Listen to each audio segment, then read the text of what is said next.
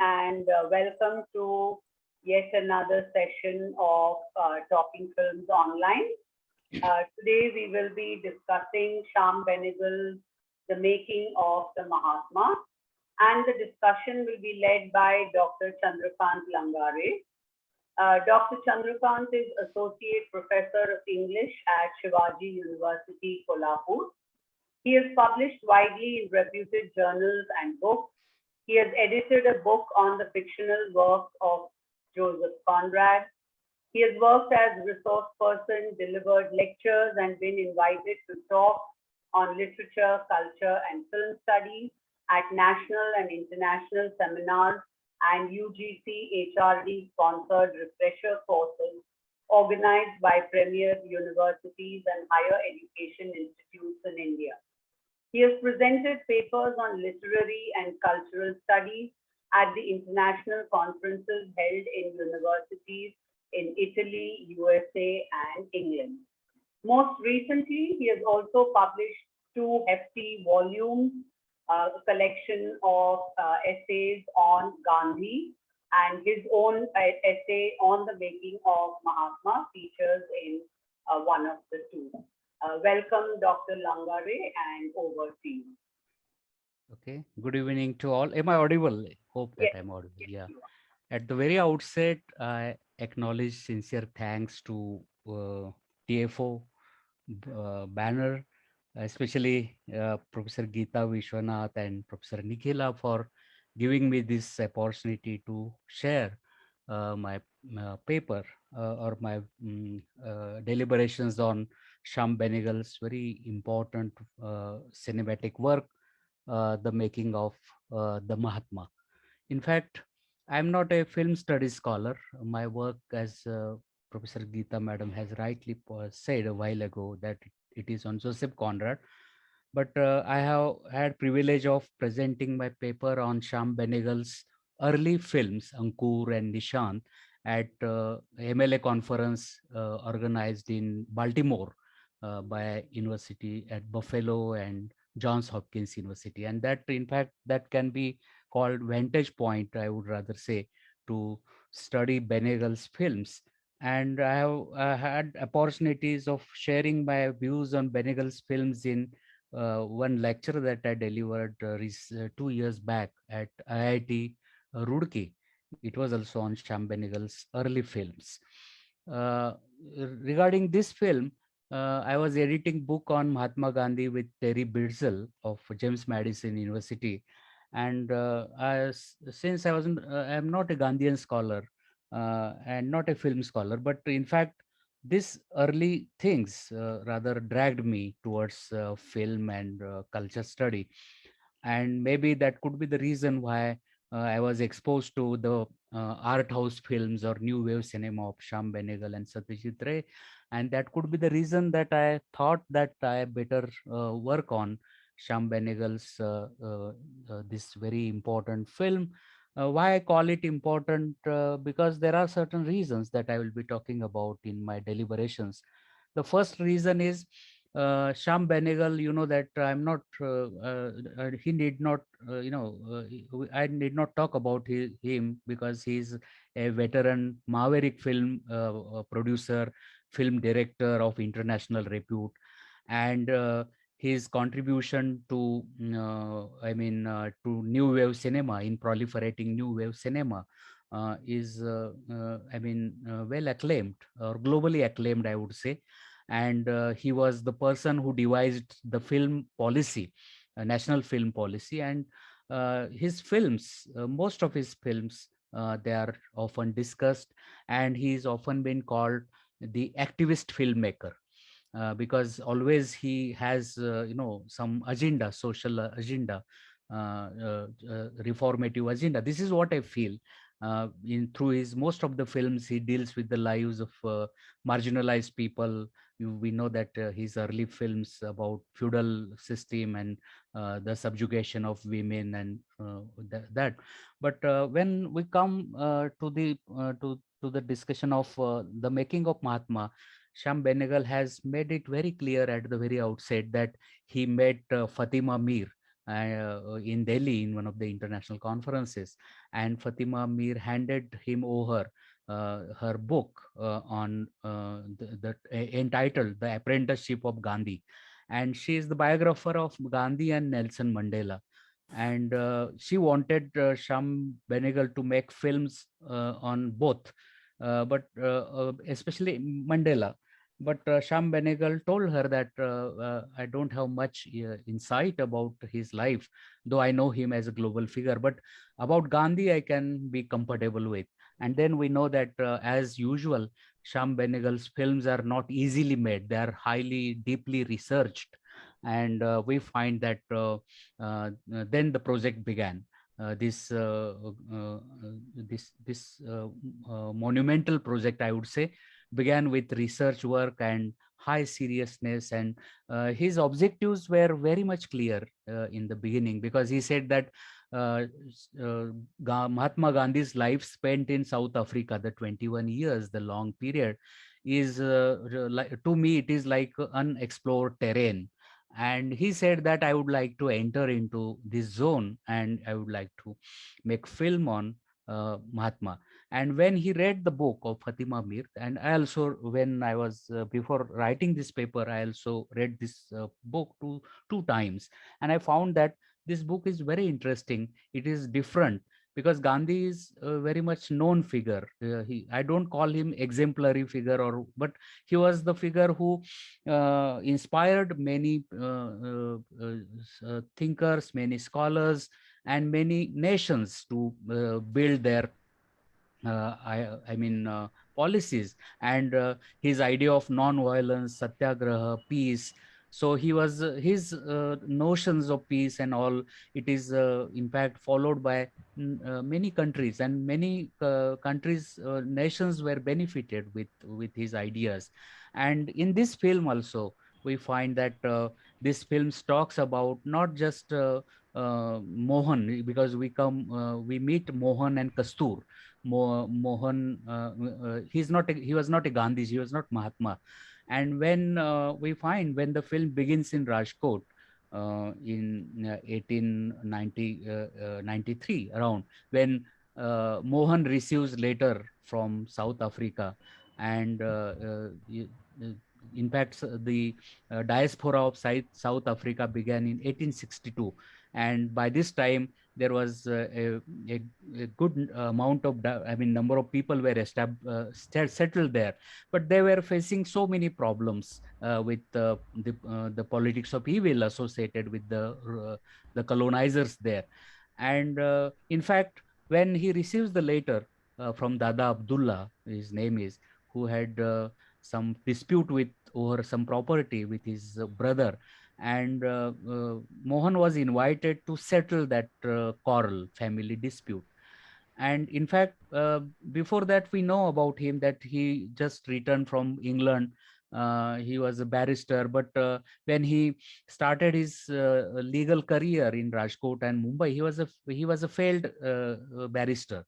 And then he thought that it is better to accept this offer and find out some meaning and some career. And therefore we know that even though Kastur, his wife, was reluctant to or agree, she was not in fact of the opinion that Mohan should go to Africa, because this was a very traditional view of hers, that she wanted her husband to remain in Rajkot or Mumbai. But we find that Mohan accepts this in fact proposal, and he enters into this terrain. Then the film, in fact, in Fatima Mir's book, the first three chapters, they are of Mohan's formative years. The way he fought with his family, the problems, the way he fought with his own cousins, and the whole lot of family problems that he wrestled with. But Sham Benegal has skipped all that part, and in fact, from fourth chapter of that book, in fact, the film begins. And this film, before I talk about the film, to me, this film is a very faithful adaptation. no doubt some changes Benegal has made, because we know that when we read about the not just motives, but certain things are behind the camera. There was some not quarrel but dispute with the writer and the not dispute but some kind of differences, I would say. But all the differences were settled, and Sham Benegal calls, I think, Shama Zaidi into it, and the whole three of them, they prepared their own versions of the screenplay. And after studying, and after all that whatever upheavals, a very refined screenplay evolved out of it. And we find that why I'm telling all this, because we know that how films are not easily made, how it is difficult, and how from the point of view of a art director like Sham Benegal, who as an Awaga producer and cinema, what you can say, producer and director. So how it becomes difficult for such people to make a film. So that was my point of view in that before setting his motive.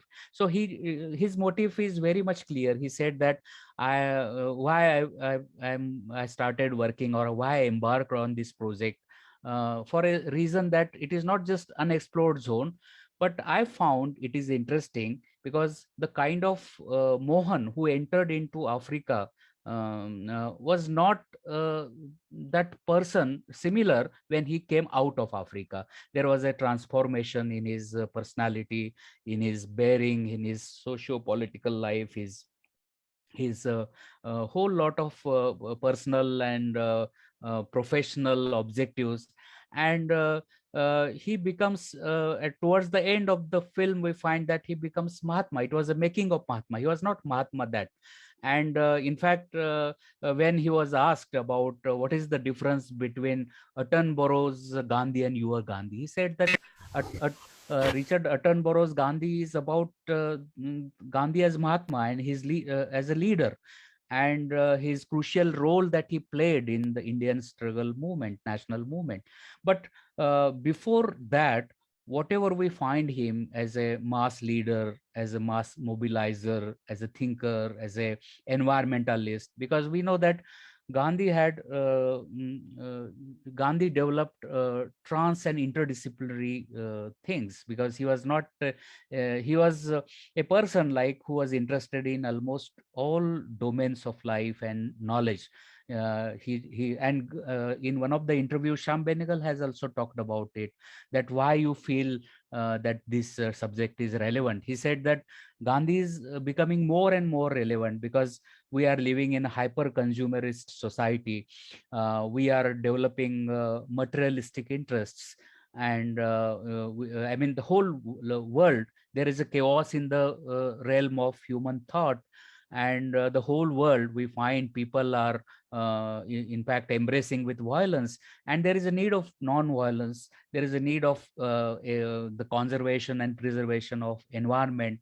We are doing so many atrocities to environment. Man is becoming more or more beast like figure, a demonic kind of figure. And in this wake of situation, Gandhi became a very important figure, because most of the problems were resolved applying Gandhi's methods. I mean, because we know that when we read his autobiography, he made it very clear that my life is my text and it is open for correction and all. And but all these things, all these claims, they are not made in India.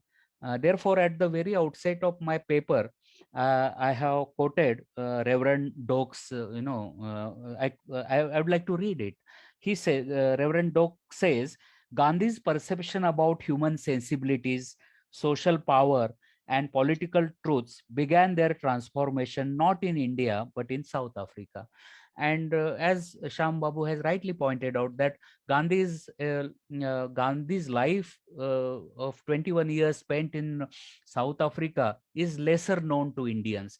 And most of the times we find Gandhi becomes controversial figure, or as one of our contributors to our book, he says that Indians love to hate Gandhi. So that apart, I mean, but though he was a controversial figure, in fact, we find that this figure, apart from devoid of all the controversies and all that, he became a very meaningful source for amelioration and inspiration for many people.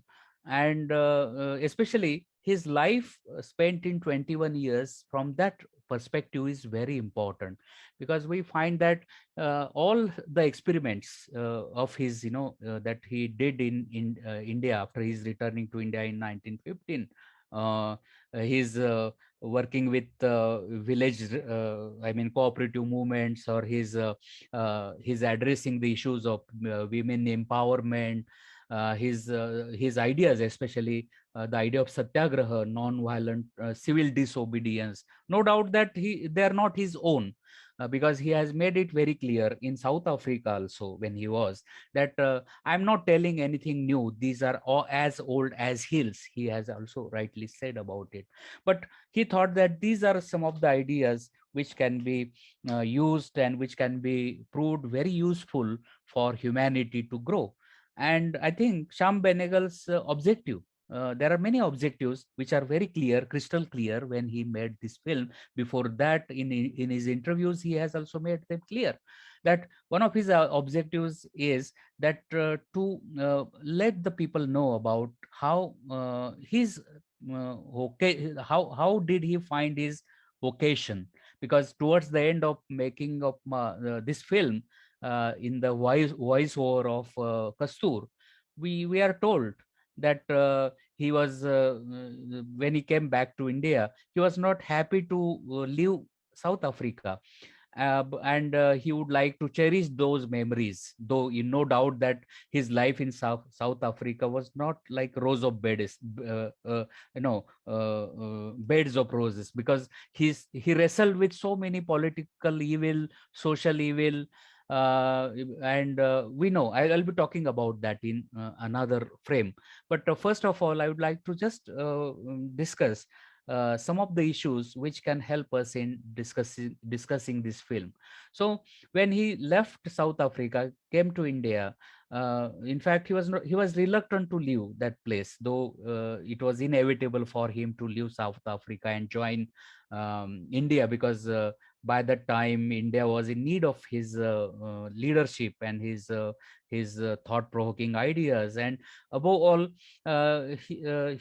him as not a saintly figure, but as Gandhi, as a humanitarian Gandhi, or as a Gandhi who could cherish democratic ideas, who could think of the whole lot of humanities, not just of Indians, but to address the issues of so many issues, because we find in Attenborough's film that how his life in India was also not so easy. It was also full of ups and downs, and he wrestled with so many things, politics of evil and personal, in fact, evil and allegations and so many things. But we find the work that he did in South Africa always can be thought as a role model for many things, because we know that his Dandi Yatra is nothing but the seeds of Dandi Yatra were sown in in his march that he undertook towards the end at Transvaal border, because with the help of his wife Ba, he mobilized women and he sought their help, and in fact, he raised voice against the civic rights again. So many problems, the indentured coolies, because Indians were treated as coolies, and there were different kinds of people, and they were not just from one part of India. The traders were from the west part, Gujarat and all. Most of the workers working on the plantations, they were from Tamil, south of India. So the whole India, the whole part of India was represented in South Africa, and most of them were voiceless. Now I come to the beginning. When the film begins, we find that he accepts, he goes to South Africa, and he was well received by Dada Abdullah and Seth Rustam, the Parsi trader, and he goes to Durban, and there he was well received, and then he suddenly asked that I want to resolve the problem, because he was there for a few months. He was not there to stay. He was to stay there for a few months, a couple of months. But when he goes there, he finds a very different ground reality. He finds that the Indians have lost their meaning.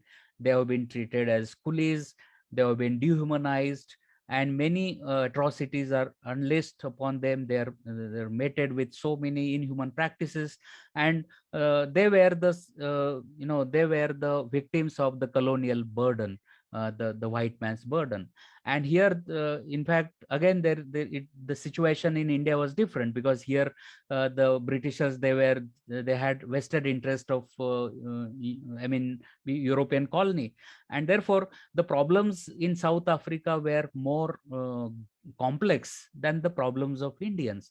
And he found that the municipality is not taking care of sanitary things, because there was a break in the film. We find the breakup of cholera.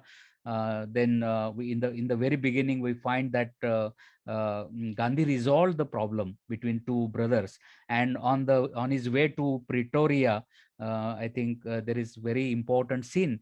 So he travels on first class ticket, but when the train arrives at Pietermaritzburg station, the white person, he in fact he asks the conductor to, he shows his disinterest in traveling with coolie, because he considers Gandhi Mohan as a coolie. And then there is a scene in which we find Mohan is disgruntled with the humiliation, because he was hurled out of the compartment with his luggage. And then there is a very remarkable scene taken from overhead camera, where we find he's surprised, he's perplexed, and throughout he spends the whole night on that station alone, and he has Quran in his hand. And then he finds some answers. We know from the film that the some lines, which are very meaningfully used there, that he finds that if you want to survive, you have to fight with any kinds of Goliaths, and you have to dissent, you have to make protest. And then he realizes that he was in two minds. He thought that he should return, rather than to fight this humiliation. But he is firm with his resolution, because he has indomitable willpower, mindset he developed. And then in fact, he continues his journey. And again, when in another scene, we find that the coachman, he doesn't allow him to sit inside the carriage. In fact, he orders him to occupy the driver's seat. And there also he was assaulted by him. There is one incident there. And then when he arrives in Pretoria, he for the first time he finds that racism is ubiquitous there, and he couldn't find accommodation. And then one of his friends, he helps him, because there was a woman, a poor woman, who was in need of money, and she arranges the accommodations and all that we see in the film. And then he realizes that his stay for a couple of months may extend, because when he hears that uh, the the whites, they forced certain laws. And the first law was, in fact, the in fact, it was of the law confiscated the vote to the franchise bill was introduced. And according to that franchise bill, the Indians were not supposed to cast their votes. And Gandhi realized that this is the tip of an iceberg. But once they accepted it, once it becomes law, then the situation of the Indians will be more vulnerable. And therefore, he advises them to fight against it. And then his friends, they, in fact, they insist him to stay for little further. And then we notice that he stays there. And then he comes with his family there. Then two halls we find his personal hall, which is in a covered place. We find his own house, where he fights with some family issues. And when he comes out of the house, there are a number of problems, and most of the problems were related to the humiliation and denigration and alienation and whatnot. And therefore, he thinks that now he has to stay. And he in fact wins the faith of his friends there, uh, very naturally. And his friends, they realize that if he is here, then all the issues can be addressed. And there are certain scenes of humiliation, because he was presented in a court, and the British judge asks him to remove his turban. He was in anglicized, dress. And then that scene shows that his anger. He leaves the court rather than succumbing to the demand of the judge. So that scene confirms a very important trait of Mohan, and that is that he is not going to succumb. He is not going to make any compromise with the notion of humanity, because he expected very simple things, that all human beings are equal and they should be honored. But there he finds that the Indian community, who, as I said, who were referred as coolies, and who were living subhuman kind of life. And then he decided to do something for them. I think here the seeds of his his mass concern with the masses of people that we find in him becoming Mahatma, they are sown. Because here he decided to fight against humiliation at the station of Pieter Martinsburg. It is very much confirmed. And after, in a linear way, he is supposed to face so many issues and problems. And then he realizes that his stay in South Africa is not an easy going. He has to wrestle, he has to fight. And then here I think his some of his ideas of public life, because he wanted to wipe out the tear of every person, every, and he wanted to address the issues of poverty, abject poverty. He wanted to address the issues of democracy, humanity. So all these, they were there, which were in before him.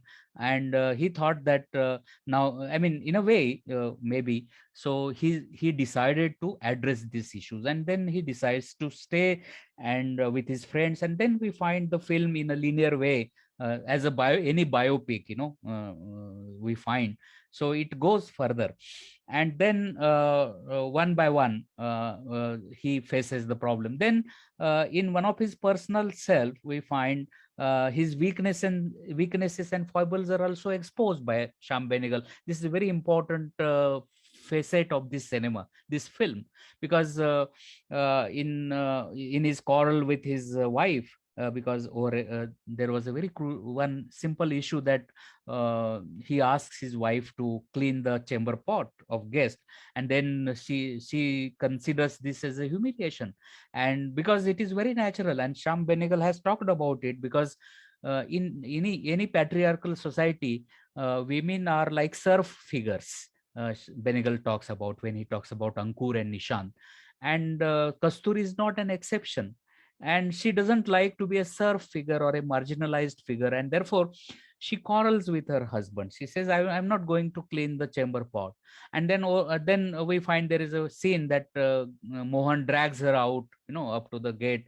And then she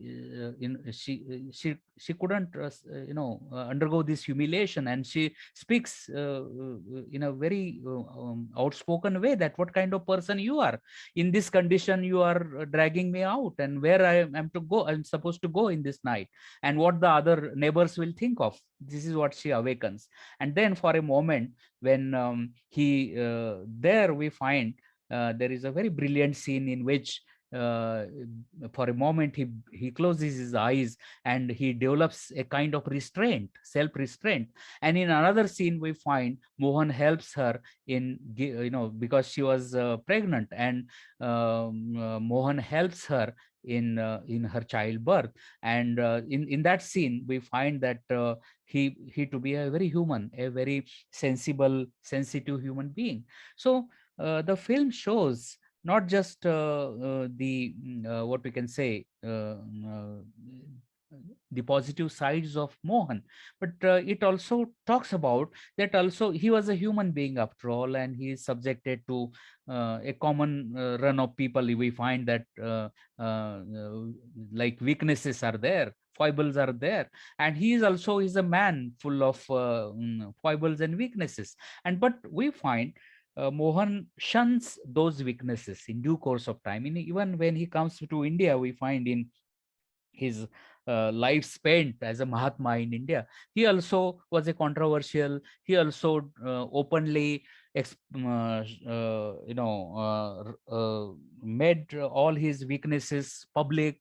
Similarly, here also we find he realizes that whatever he has done to his wife is not good, and therefore we find in that scene his personal self and his very making of his mind. He's becoming a kind of Mahatma is also seen. And then we find there are other politicians, there are panoramic scenes, then they are followed in Pretoria on the pavement, which was supposed to for the reserve for the Europeans. He walked and the policeman assaults him, and in fact he succumbs to it. He is not going. His friend suggests that he should in fact go to law and against it. He said it's okay, he's just following orders of you. And in fact there he realizes that how he was a barrister, and what about the semi-literate or illiterate indentured Indians, their conditions was worst. And therefore he thought that again, I mean, this idea of his staying there and doing something for the indentured laborers, he is gripped by this idea. And he augments this idea throughout. We find that he never feel like running away from South Africa, because he was not doing just for the Indians. Because we know that in the whole in the film we find he also has a sensible mind for the Zulus and the native people also, in fact, who were also the victims of colonization. But his on his agenda, first of all, the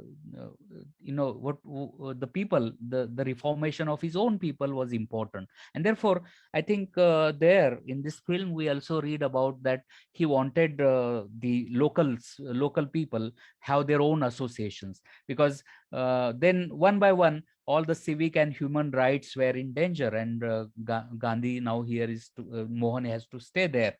And then in some scenes we find that he was opposed by his friends also, because a vantage point comes when he supports British in Boer War, and this idea was not accepted by his friends. But he pacifies them that we are living here as a British citizen, and it is natural that we have to support. And his idea was that if we support British, maybe British people may address our issues, grievances, and that may help. But in fact, this idea is also controversial. In fact, even today, whenever controversial issues are raised, this idea of his supporting the British is also challenged. Even today, this has become a subject of hot debate. But Gandhi's diplomacy was different. Mohan's diplomacy was different. And then we find there are one by one some civic rights. We find in another moment the Indians were supposed to pay £3 and make compulsory registration. And then the British officer asked him to if you go for voluntary registration, then I will repeal the law. And Mohan warns the people that once it becomes law, then it becomes difficult for you. You can't purchase the land, you can own the property there, and above all, you will not live a peaceful life like the Britishers in South Africa. So he again, just like the way he addressed the first bill, he makes his friends aware that the whole community will be in trouble. And then again he decides to fight against that law also. Then we find that he registers for legal practice there. In the beginning, the anti-Indian movement was there. In one of the scenes when he returned from India, in fact, in a midstream, the ship was not allowed to in fact the Indians were not allowed to enter because there was an anti-Indian agitation was going on. And in that scene also we find when he steps, he was I'm sorry, he was assaulted by the anti-Indians there. So one by one, it is like, it is making of his mind, it is making of his what we career, it is making of so many things. I mean, which was going on. Is there any problem? No, I think you can. Yeah, they have muted themselves. Don't worry. Okay. Carry on. Yeah. Shall I continue? Yes. Okay. So I'm in the middle of my talk. Now he's settled because his settling is kind of inevitable thing. And in fact, this is useful for him for a number of reasons, because as the film title says, it was the making of Mahatma. And it's not so difficult. So whatever, I mean, the epithet Mahatma, even the word Mahatma, it has become controversial these days. But whatever it is, but it was like a making of a good human being, maybe a making of a man, spirited man, who acts against all the inhuman practices, and who rebels, and who shows the community that how to raise the dissent against the evil. So the politics of evil associated with the British people, the colonizers, in fact, it was well exposed through this film, because there are many encounters with General Smut, where we find quite a number of times he was arrested. And in fact, in one place he was just deceived. He voluntarily he registers his name, but the whole his friends go against it. He was assaulted by one of the Muslim traders. He thought that Mohan has betrayed us. But later, when he realized that even after this voluntary registration, the Britishers, they brought the law, they deceived. And then he goes for burning those identities. And then his friends realize that he's, in the real sense of the word, he's a spirited man. And then we find there are certain things we find in the films, because the setting of Phoenix Farm, here he meets Pollock, then West, who helps him in running Indian Opinion. Then towards the end of the film, he builds the Tolstoy farm. I think he was his friend, one of his friends, Kallenbach, who offers hundreds of acres of land to him. And then these two farms, self-sustaining farms, they are in fact they are nothing but what he did after 1950s. He also established certain farms, ashrams, Sabarmati and Sevagram, and the seeds are sown in South Africa. And therefore, what Doak says that whatever we find in India, his tenure in India, uh, its seeds are sown in South Africa. So his idea of self-sustaining farms, his idea of helping the humanity, the whole lot of people, who are voiceless, and then towards the end of the film, when one more blow the whole Indian community receives, that they were in fact they were not allowed to enter into the Orange Free State, and their immigration was a difficult thing, and they were not their entry into the domicile, the entry of the domicile Indians into the free Orange State was barred, and therefore he thought that there is no way out than to raise the satyagraha. And then his idea of satyagraha, here the civil disobedience, we find the seeds are sown here, and we find that it was very difficult for the Indians to live because of the outbreak of the cholera, and with the advent of at the epidemic, the life was becoming vulnerable. And then he what he did was he opened both the farms for the Indians to live there. In fact, it was not so easy to accommodate all the masses into the two farms, but at least he initiated this idea, and he himself settled in one of the farms. And there we find he in one crucial moment he takes a vow of this is a very ceremonial vow, that he want to make a renunciation of the family desire, getting free from wife, wealth, and property and all. So this was a difficult thing, if for his family members, because in one of the crucial scenes we find, I forgot to mention, he asks Kastur to return all the precious jewelry, because he thinks that this is given to him in a for in a way of charity, and he's supposed to spend that amount for raising issues and empowering people. But in fact, she was aware of the fact that her husband is a spendthrift, spendthrift in the sense that he has given everything for the public cause, even her own goals. She tells in the film, in a very crucial encounter, she quarrels with him. Then there are quarrels with Harilal, who wanted to go to England for education, and Harilal, he levels, allegations.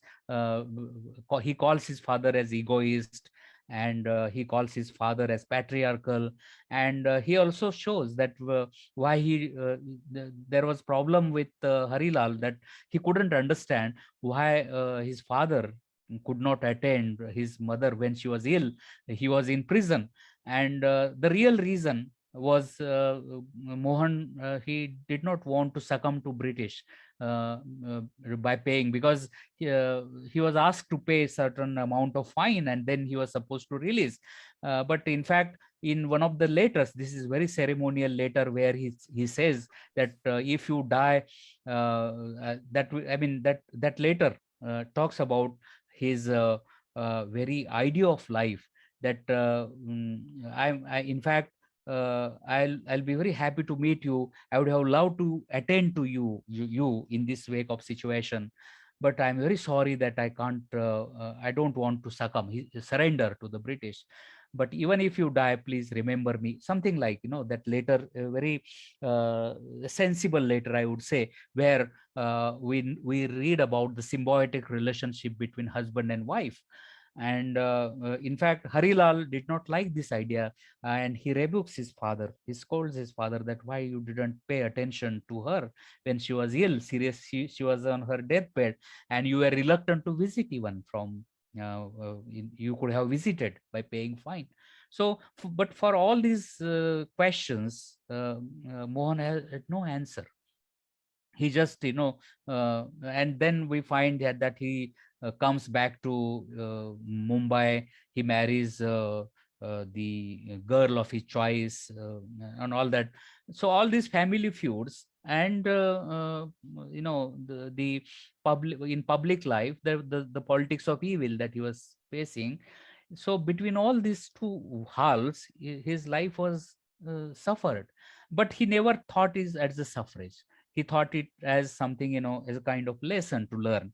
And therefore his life spent in 21 years is very important, because he was learning and unlearning so many things. And in fact, we find that his ideas about political institutions, in which uh, that all political institutions who are governed by materialistic interest or power greed, they're all they fail to provide happiness or democratic notions to humankind. They have failed because they have their own vested interest. And naturally, the kind of political institution that he was supposed to fight with in South Africa was very hard, because it was not just British colonial, it was European colonization, which was very hard. And we have noticed it in films, while going through. And therefore his fight was the toughest kind of fight. But what made his life there was he was built he could build his indomitable willpower. He could become a very not Mahatma, I would say, but he could become a very person who worked like crusader in during nationalistic movement when he returned to India in 1915. But his whole life was like a kind of ordeal there. And therefore the film embraces all these ideas. Therefore this film is important. No doubt that this film was a joint venture of NFDC and South African British Broadcasting. But this film was not a success story in India. Uh, Again, some digression I'm making, and I would like to I'll join again with the lineage, because Sham Benegal thought that this is a film of a having a broad spectrum of political issues, and it was made on a very large scale. And its rendition, when it comes to its rendition and its performance, we find that he thought that a kind of ambience was not created which was necessary for this film in India. And it was just televised a couple of times. It was made in Hindi and English versions. It was there are certain reasons for that, because it was addressing to the South Asian diaspora, and since it entered into the world arena, and naturally it was to be made into English. That was not the problem. But he thought that he never made allegations, because you know that Sham Benegal's he's very thorough going, like a Gandhian, in a Gandhian way. Yeah, but he raised his eyebrow about NFDC's failure in propagating the film in India. And therefore this film was just, if it is compared with Attenborough's Gandhi, this film was not a success story in India, but it was enthusiastically it was received by South African audience. And when Nelson Mandela watched it, he in fact he promoted this film for television and theater, and all that story many of you must be knowing. But in fact, Sham Benegal was very happy to have made this wonderful film, because in the film won a very good universal and global critical acclaim. And therefore I thought of writing. I know I can't say that my paper is seminal or whatever, but I could find opportunity to watch the film number of times, and try to understand the Gandhian ideas, the birth of Gandhian ideas, the root, the initiation of Gandhian ideas of satyagraha, peace. Because we find that towards the end of film, the last blow was the all the marriages were all considered as illegal. Uh, in fact, marriages of the Indians and Christians and Tamils and all. And then we find that Mohan succeeds in mobilizing women with the help of Kastur, his wife. And in the last scene, we find no doubt that in the last scene, there is there we notice eruption of violence, lynching of some of the Indians. I mean, and repeated arrests of Mohan, and in fact, but finally, we find the government succumbs. General Smuts succumbs to the Mohan, or the whole Indian community.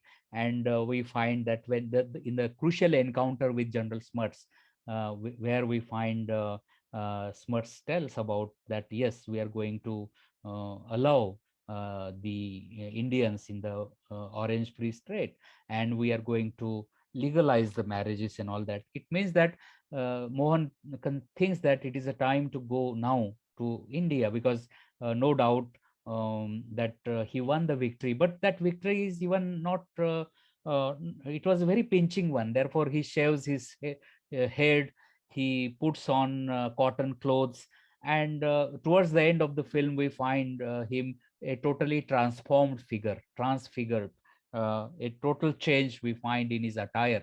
Even General Smuts, he makes acerbic comment on him that this dress doesn't suit you, something like.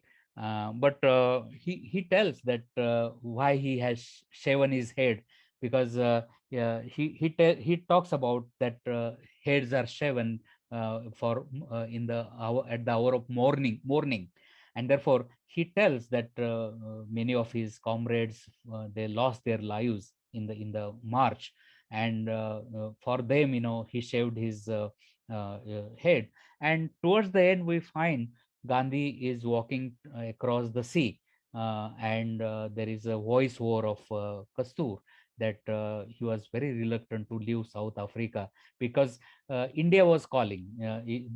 Many of the Indian,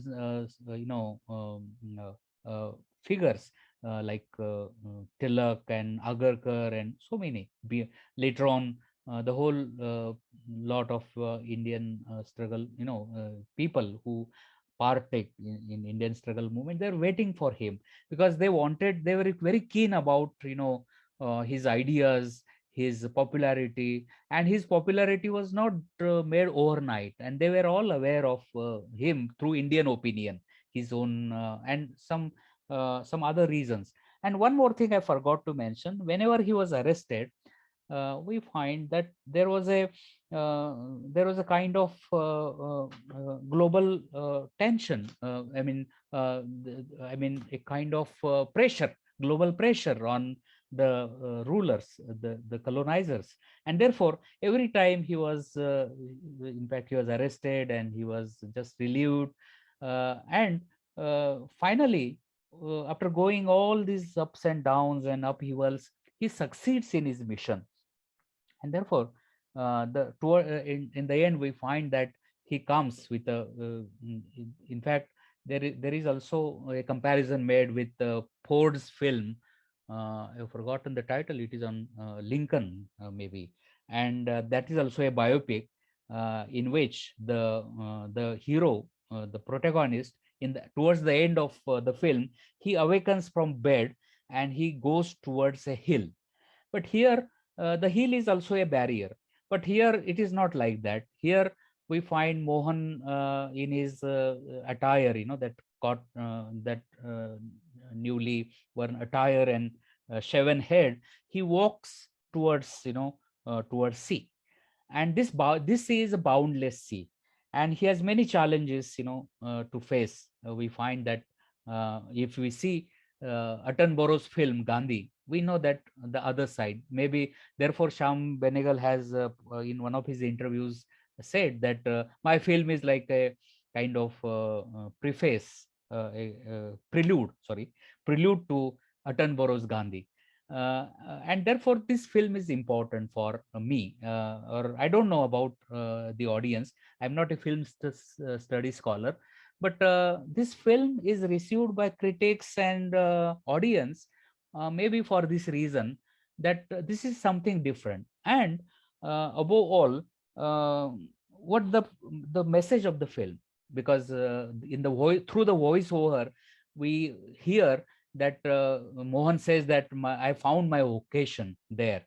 And in fact, he's really charged with some new ideas, and we find uh, he's supposed to uh, come out of Africa, and even because the during colonial time, the problems of Indians were not easily solved, and therefore, in my paper, in fact, I have quoted Vivek Sachdeva because he has worked on Sham Benegal's films, and in one of the quotes, just a minute, I would like to read that quote because that quote talks about the motif of the film.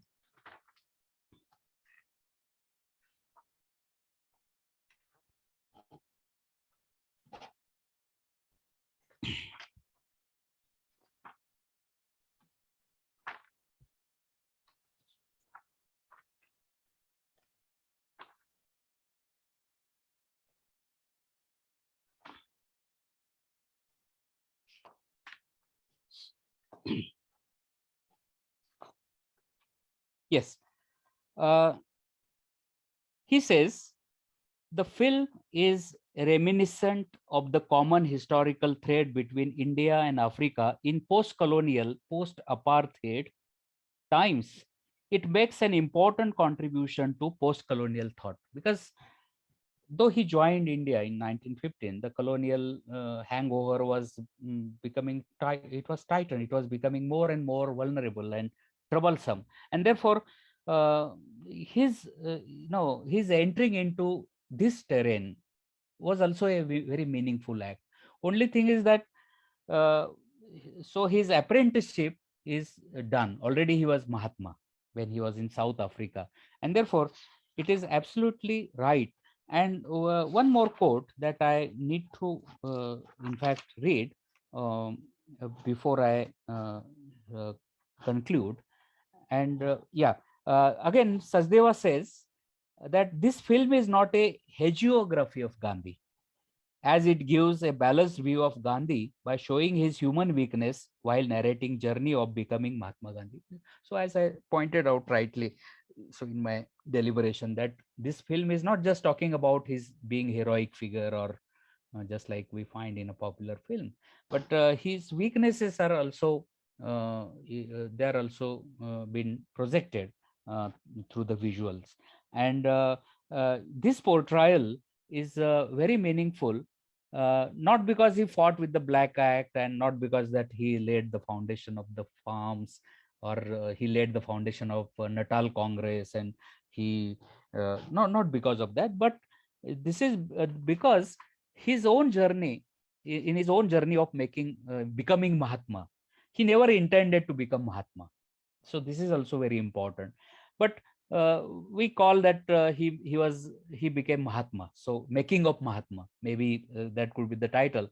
So all this visualization of history that we find, the holistic body of evil, the holistic body of what we can say, the politics of evil, which is associated with political institutions, he exposed. And he did the same when he returned to India, and he did the same during his tenure in India till his assassination. So from that point of view, explicitly, this film is important from all these perspectives. And I think uh, so. Now uh, I would like to conclude that very reasonably and conveniently it can be said that whatever cinematic trajectory or motives that Sham Benegal devised before making the films, he succeeded in them. And no doubt that whether the film was appreciated in India or not, that is a different thing. But this film gave him very important, I mean, a due satisfaction, because Rajit Kapoor, very recently I read where he played the role of Mohan in this film, and he talked about, when he was asked which is your very favorite film, he says that nothing but the making of Mahatma, and he justified it. I also learned from this film, And I can't tell in words he said in that interview, but I learned like Mohan. It was like my own linear journey, just like Marlowe's journey in Heart of Darkness. Even in my paper, I have compared Mohan's journey into South Africa is like much like Marlowe's journey in Heart of Darkness. And in fact, Rajit Kapoor also, he shares his experience that I also learned so many things from this film, because this film is a kind of it's set as a not just visualization of history, but it is also, it has got didactic notions also. It can teach, it can reform the minds, it's a kind of discourse. I would, in one word, I say that this is an kind of not just cinematic discourse, but a Benegalian discourse, because in most of the Benegal's films, they should not be taken easily, because he was a serious kind of filmmaker, and naturally it suits his purpose. And in the real sense of the word, Sham Benegal deserves to be called, the great filmmaker when we see this film. With this, I conclude. I'm very sorry if I have exceeded the time limit. I don't know. But Fine. okay, thank you. Yeah. Thank you, Dr. Langare, for your close reading of the film. It is now open for discussion.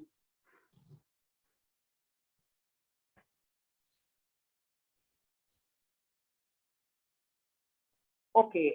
While you gather your thoughts, maybe I would just begin by saying when Benegal made this film in the year 1996, Gandhi was already entrenched in the collective consciousness as father of the nation, an iconic, almost deified figure. And even in the representations of Gandhi, until then there was the perpetuation of such an image. I mean, we are all familiar with Attenborough's film, which predates Benegal. Then Yes. there is the American composer Philip Glass's Yeah, yeah, opera, which he yeah, made in Sanskrit called Satyagraha, yeah, in which he equates Gandhi to Krishna. yeah, So when Benegal made this film, uh, I'm just trying to imagine he must have been compelled, in his own mind to discard this image of Gandhi for a while and instead be prepared to, portray Gandhi with all his yes, vulnerabilities yes, and to project them on screen with honesty, yes, which I think he does with a yeah, fair degree yes, of success. yeah, But at the same time, having said this, I think he stopped short of being critical because if we look at Gandhi's role in South Africa, yeah, apart from, of course, testing his own principles of, truth and non-violence and all of this, he has also largely been, read as an apologist of the colonialists in South Africa. His participation in Boer war and War yeah, and yeah, all that. So that is not something that Benegal would like to actually mhm, confront. yeah. Rather, he just depicts Gandhi and that stretcher Stretcher this bearer. one Yeah, unit yeah, that he formed. Yeah, more as in the service of humanity. So there is a kind of depoliticization of yeah, his role happening over there, yeah, and and of course the Kallenbach Gandhi relationship also. yeah. Ever since Lelyvel's book was out, Yes, we yes, know yes, that yes, yes. it was seen as um, yeah, a different Yeah, kind of yes, relationship, yeah, and of course that book came out in yeah. 1997, so 7. Yeah, probably by then yeah, Venegal was not aware of this angle of the Yes, relationship. yes, yes. So these are some of the No, I think, thoughts that as I said, that this is a faithful representation of Fatima because I read Fatima Mir's book, and and the film is short according to the incidents, narrated and depicted in the book, and therefore these things, which I agree with you strongly about the book, about the allegations, about whatever. But maybe Benegal's very idea of remaining faithful to the text, that could be the reason why he has put forth those things, in this film. So this could be the reason. This is what I feel. Because in fact, I should have read much beyond, because there were some articles also. I couldn't accommodate because I could have maybe espoused my point in much better way, but I couldn't do that. But whatever based on the Fatima Mir's book and film, so exclusively on the basis of these two, uh, one text and the visual. So I have prepared my deliberation, but I am very happy that yes, you enlightened in that way. That's true. I mean, this could have been an added dimension. But again, there is this idea: can we call this as a political film, or no? The debate is still going on.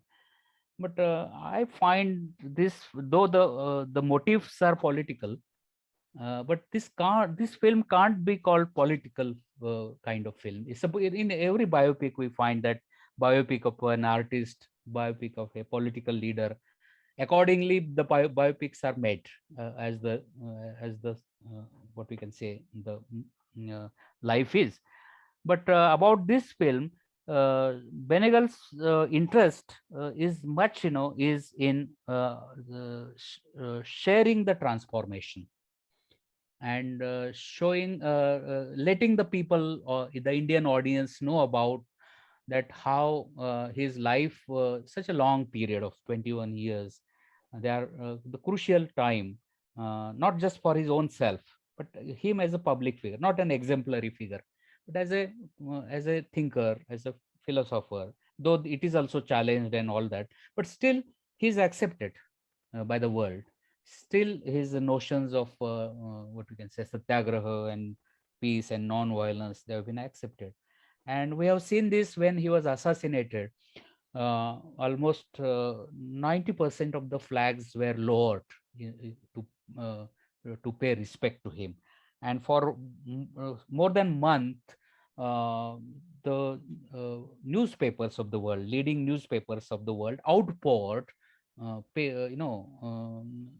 many sides of his personality. Most of them are good, outpoured through their editorials and articles.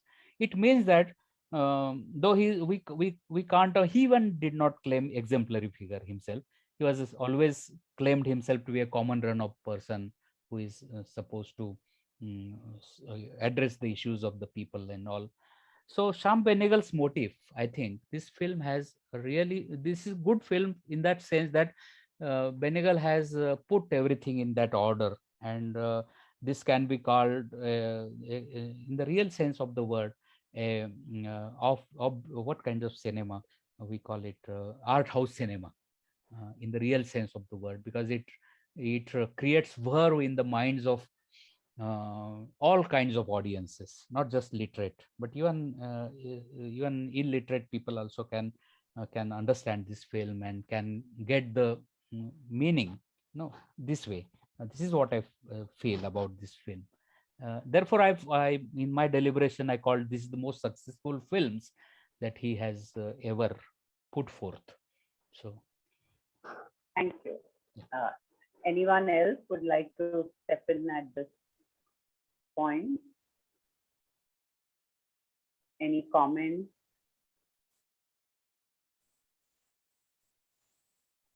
Yes, I would like to. Yes, please. Let me switch on my video. Let me switch on my video. Yes. Yeah. This is Ivy from Yeah. Jamia. Yeah. Okay. Ivy. Yes. Hello, all of you. And thank you for a very interesting talk. Um, I had actually, this is a very interesting film for me, especially since in October 2019, just before the lockdown and all those problems started in Jamia, the problems, and then the lockdown problem. Just before that, we had this conference on Gandhi, and I had made a presentation on it in which I talked about the tribal discourse. And there I had talked about how there is a lot of debate between uh, there was a lot of debate.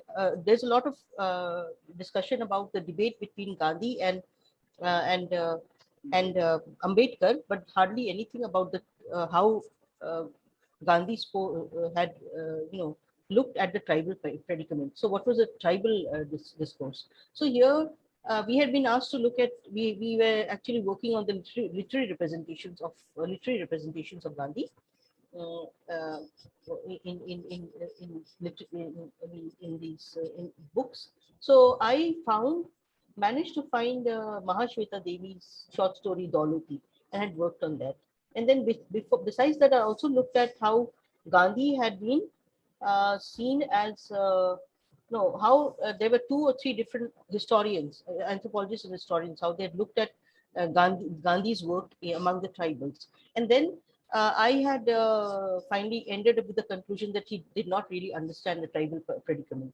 Okay, and therefore the whole the main gist of the paper was that wherever he went, Gandhi actually offered this panacea or this solution to a problem, which he said would the solution was always um, to give up untouchability, to give up liquor drinking, and to also he advocated charkha and khadar, and those were the solutions that he tried to find. He really did not really try to deal with the real problems of the tribals, because the rebellions had already started by then. You had the tribal rebellions. The first tribal rebellions had started during the 19, uh, 19 early 19th century, and then it had gone into the 20th century also. So when I was writing my paper, I had actually not looked at this film, and I had also not actually looked at Arundhati Roy's book, that the doctor and the saint.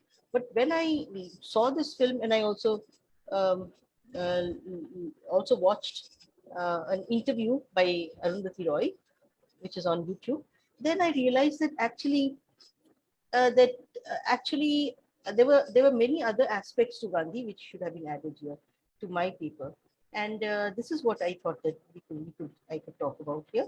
So basically, Gandhi's role and I had also not looked at his his career, his 20 years in South Africa. So when I look at this film, when I saw this film, and then I tried to compare, see the kind of the future career that he had in India, there are two or three things that are very clear. The first thing that these were things that I had also mentioned in my paper.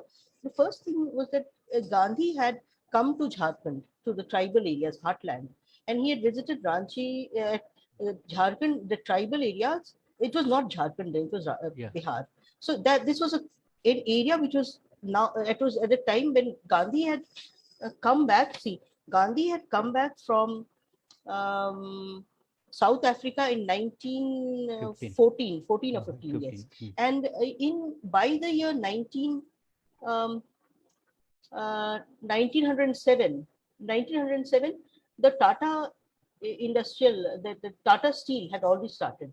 And even before that, you had the Jharia coal mines. Jharia coal mines had started in Dhanbad, the first coal mines in India that had started in 1894, and then that was followed by the Tata Iron and Steel Company Limited, TISCO, in 1907. So when Gandhi had come, when he made his visits to Jharkhand several times, he had gone about 5 times. So in the third visit, he had actually been received by Tata himself, and he had been a special guest, and he had gone with Nehru and with Rajendra Prasad. And then he had also, and at that time there was strike going on in the there was this strike going on in Tata mills, trader mills. So therefore, and when he spoke to them, he actually, when Gandhi was trying to intercede for them, he was trying to bring about a deal. So there was this. It seemed that there was this. Yeah, there was a workers, the Tata Tisco workers were out on strike for two. They had been striking for 2 years, and their leader had been dismissed. And it was during this time that Gandhi had gone to Jamshedpur, and then he had told them that he would try to bring about a compromise, and he had spoken about the partnership between the labor and capitalists and the laborers. There should be a partnership between them. And then he had also got a lot of gifts and funds from the people there. So most of these people that he had contact with, they had been the industrialists, and also he had also spoken to the tribals, and also to the local people, or many of them were settlers. They were settlers from outside. So he spoke about Khadar and Charkha, and he also spoke against liquor drinking and untouchability. So this is the kind of speeches that he used to give all the time. So and then another thing that I had also, so when I went back to my this thing, when I saw this film, Making of the Mahatma, then I also was very much, first I noticed that it begins with a scene how an indentured laborer, a laborer who has been beaten by his master, comes with injured man, comes to his office, and he's given help. And then there's a woman who is beaten again by her mistress, by her the woman that the mistress that she works under, and again she's also given help. So there is an attempt to say that he was working for both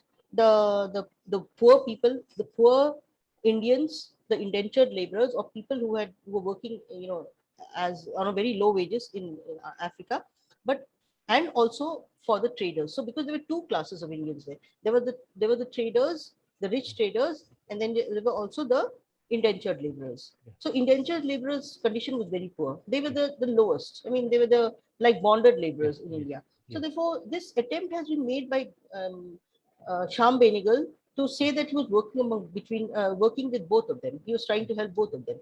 But then when I looked at the lecture given by Arundhati Roy, then I found that she actually very clearly spoke again about how he was not actually working for the indentured laborers. Most of his work was actually concerned with the traders. And that walk, that very famous walk, where they are going to Transvaal, basically it is an attempt to get these traders' rights recognized in this area where they could freely sell their products. So it was basically a fight for the traders' rights. So Gandhi is also, we know he belonged to the Banya caste. So he was basically fighting in a fight for the Banyas. He was not really in a fight for the lower castes or for the untouchables. And this again, I found when I was writing in my paper also, when I was talking about this, I said that basically he was moving around with the industrialists, and there was a strike, and he was not really trying to address the issues. He was talking about charkha and as I said, क्या कहते हैं इसको, vegetarianism and charkha and things like that, and drinking liquor, not drinking liquor, so untouchability, liquor drinking, and khadar and charkha. So these were his message. So this is what I thought, that I think that Sham Benegal's account, his film, is a hagiographic account. But it does try to glorify him.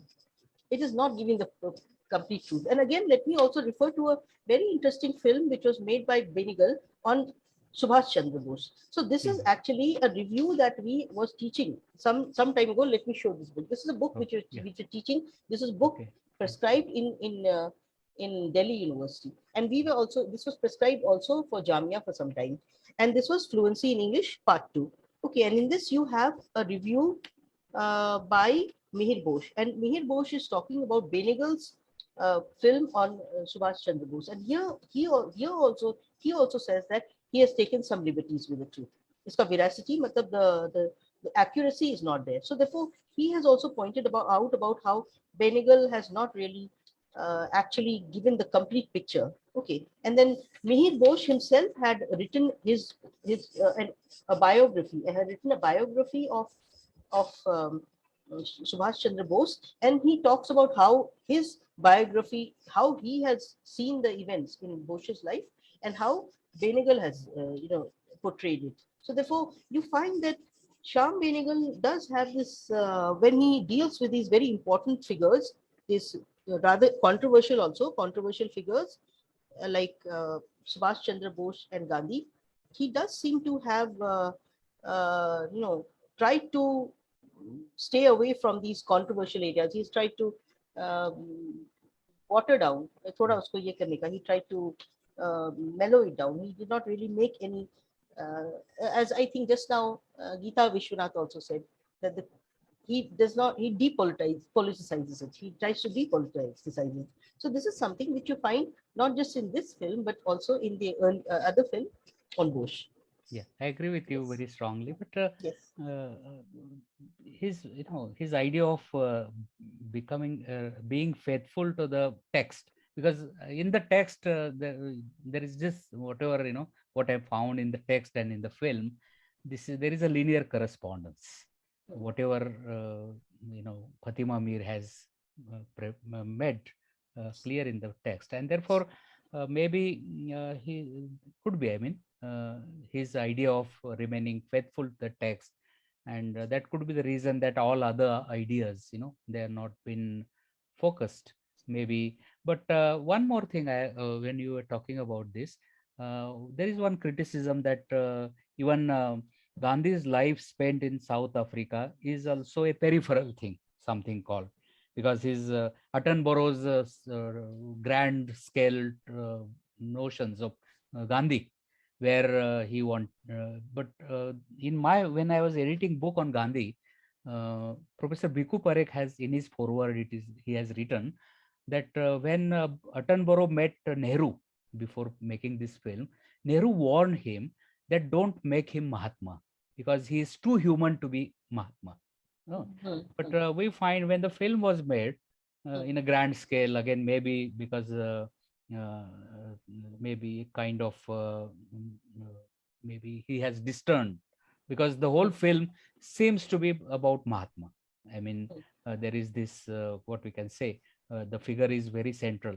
But the life spent in South Africa, I don't know why, peripheral.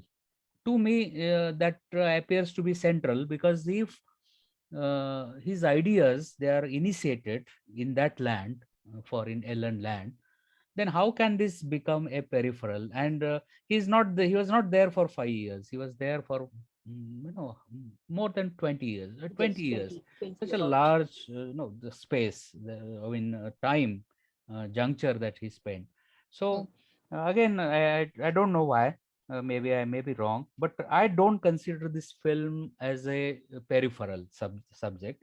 And no doubt that I agree with you very strongly that he might have been very much diplomatic in handling the issues. But when we see the film and when we read the text, one, I mean, finds the film to be very faithful, and it is very natural that whatever he read in that film, maybe in the versions of what we can say screenplay, maybe he might have taken some liberty as filmmakers take. But I find that his major issue was to settle the dispute. No doubt that when that was over, and he was overwhelmed with the problems, and being sensible and sensitive, he just get gripped with and grappled with the problems, and he remained there, not just thinking of his career as a law practitioner, but there he thought that he can learn so many things, because his encounter with his wife, where he talks about that he feels like making force renunciation all money and whatever, he takes vow and all that. It clearly shows that his notions must be very much sincere. So his attempt seems to be very sincere. And from that angle, I have written my paper. I mean, but the idea that you talked about, that many issues of tribals, the really subjugated people, subaltern people, that can't be the part of, that can't hold in the very rubric of the film. So that is true. But that cannot be the motive of the filmmaker, it seems. I don't know. I haven't read much about, but whatever I read and whatever I listened based on his interviews, I found that this is the most faithful film. Because when adaptation is done, when comparison is made, this idea of faithfulness is always raised. And from that angle, I found that this film has a successful story. Therefore, I said it is a successful story. No doubt that whether it is received by Indian audience by what fervor of intensity, what so that is a different thing. But this film certainly creates verve in the minds of audience about Gandhi and his cause, and the sincerity behind his cause, and the very Mahatma, because already he was Mahatma there. Yes. So yeah. Yeah, This is, and another thing I would like to point out, that in Arundhati Roy, which has actually done a lot of work on Gandhi. So she also says that the whole image of Gandhi being Mahatma, this actually started with the writings of some Christian friends, Christian missionaries. yeah, yeah, So there were yeah. many of these Christian writers who were talking about, calling him the Christ-like figure, or the modern Christ. Okay, so they actually valorize this image of Gandhi Yeah, as yeah. Mahatma. Yes, but then later on you find that actually Gandhi, though he benefited from these missionaries who were, tried to call him Christ, compare him to Christ, and then of course you have Mandela also, Yeah. Nelson Mandela also, who seems to see him as Christ. Who all Gandhi seems to have benefited from these writings of these Christian missionaries. But Yeah. you find that again in my paper, I also pointed out this was taken from a source, the writings of Ellen Rana. And Ellen Rana had made a recording of how the 5 visits of Gandhi, how they had played out. So in that, there was an area where he had talked about how Gandhi had spoken against the Christian work, the work of Christian missionaries among the tribals. So he had said that they should, they're good that they're doing a lot of work, but then at the same time, they should not do it for the purpose of proselytizing, conversion. So he had spoken out against them. He also visualized a time, Gandhi had visualized a time where there would be conflict between the missionaries, Christian missionaries, and the Hindu groups. And this has been happening now. There are lots of, as Yeah. you know, lots of problems Yeah, now. yeah. You know. One more thing So therefore, I forgot to mention in the yeah, film, he was religious, because when in Johannesburg and in Pretoria, he hmm. attended church, the church prayers and all that. Yes, he Hmm. did. And but one But thing he also about wrote, him, he also read the Quran. yeah, I mean, Yes. but he was not sectarian. This has always been, he was religious deeply. He was deeply Mhm. religious, but he was not sectarian. Mhm. And throughout his life, he just, remained, not, I I would say don't, that he was very pragmatic, and he yeah, knew pragmatic. which Yes. forces could help him, which Yeah, groups could yeah, help him. yeah. So he, at that period of time, I think the missionaries, Christian missionaries, the people who were actually helping him, and he benefited a lot from these Yeah. many of these friends that he had among the white people Yeah. also. So he did benefit from them. Yeah. And then later on in India, he started speaking against them. Yeah. Okay. And in the same way, I think when it paid in his favor, he spoke for them. He was with them. So he was actually a very brilliant strategist, Yeah. political Yeah. Yeah. strategist. Yeah. That is And what. He was you not a mentioned Mahatma. Arundhati Roy. He was not a Mahatma. Yeah, yeah. Arundhati Roy you mentioned, but her stance, I don't know. Ambedkar, when he called that, I don't call him Mahatma, but he is a good human being. The problem with this debate is that there was not mention of untouchables in his autobiography. That was the problem. But so he opened up the whole lot of through his Harijan, his work, through his paper and his actual And teachings and all that. And also, another very interesting fact that is revealed by Arundhati Roy is that one of the first cases that he won was in South Africa, was that he wanted, he got the right to have a separate door for Indians in the Yes. post office. In the post office, there were two doors, one for the whites Yes, and for yes, the colored, or the, I think they were called the coolies. So Indian traders, they were disliked being seen on par with the blacks. yeah, So therefore, the native blacks. So therefore, he fought and won this case to have a separate door. So there were three doors now. There were one for the whites, one for the Indians, and the third one was for the blacks, or that is the Africans, the yeah, blacks. So this again showed that there was some racism among the Indian yeah, communities yeah, too. yeah, Though at the same time they spoke against racism, yeah. you know, being against them, the white man's racism, but then they also practice the same kind of racism among the black against the blacks. I think Nikhila has unmuted. Nikhila, can you come in? Okay, let's have other people to now. Yeah. Yeah, so also Ajanta has raised her hand. I think maybe if she wants to go in, Ajanta, do you want to go in first? My point can wait. Oh, sure. Oh, thank you very much. And so first of all, I want to thank you for this very fine presentation. And I'm not a Gandhi scholar at all. So I have a film type question, which also relates to the point that Ivy Madam was making. In a sense, sir, the biopic, the very form of the biopic lends itself to an idealization, you know? And the very chaos of the realist narrative has limitations. So I am, of course, speaking from, you mentioned the subaltern historians. So the idea of history made by great men would conceptually kind of fit into the Venegal type narrative. It's, of course, the casting is super, and it's not like your Manmohan Desai type, so the aesthetics are something that we kind of, sort of relate to much more. But I'm just kind of asking a philosophical question. So if indeed, and there are criticisms of Gandhi from the Marxist perspective, did he actually, the Partha Chatterjee's idea of the passive revolution, but also, sir, I want to mention this scholar Ajay Skaria, who's done some very interesting new work on Gandhi. This is after of Empire, and he's talking of Gandhi and, anti-speciesism, and how, of course, he was there's a certain point in his career till which he was undoubtedly racist, and now he actually changes. And there have been very, very fine articles. But I'm just saying that these debates cannot be accommodated in the format of the biopic. Yeah, so as a film studies scholar, what to me, that really, and because Venegal is such a master filmmaker, and he's able to experiment with form in so many ways. In some ways, that's also, for me, perhaps, is something that we can think about. And that's all. And thank you for introducing this very fine film. I haven't seen it. I've just been reading about it now.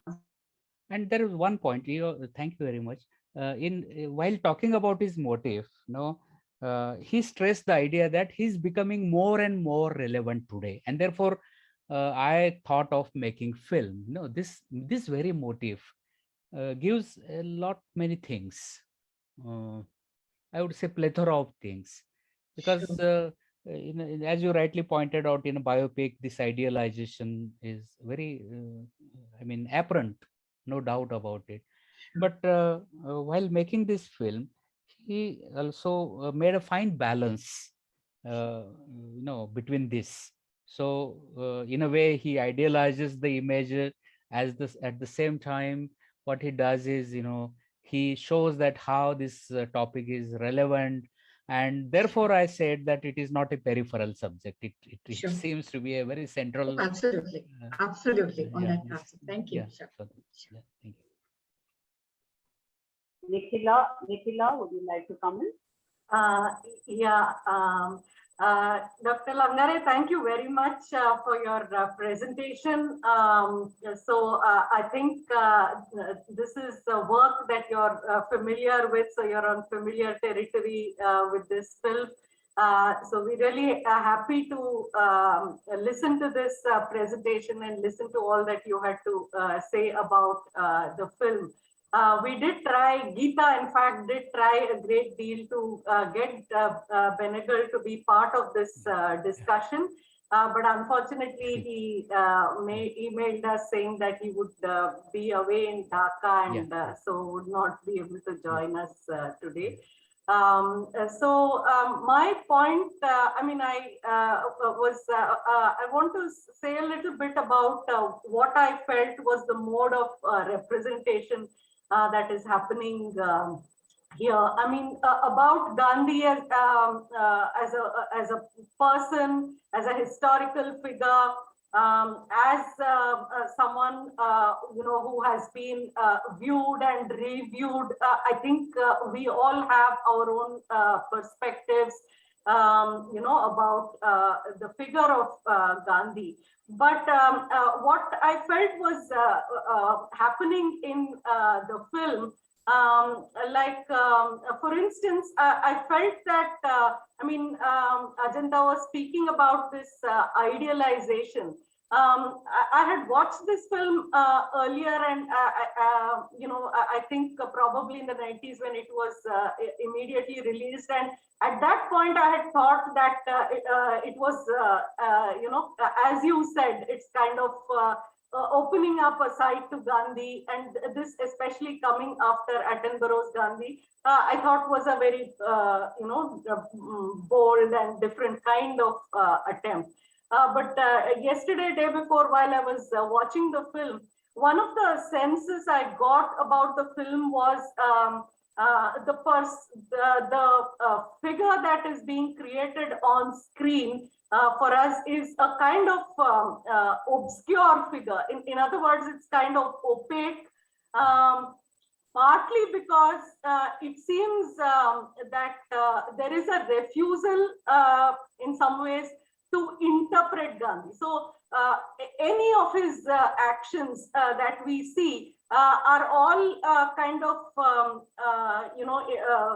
explained to us through what Gandhi himself has to say. For instance, his decision about Harilal, or the way he behaves with Kasturba, or even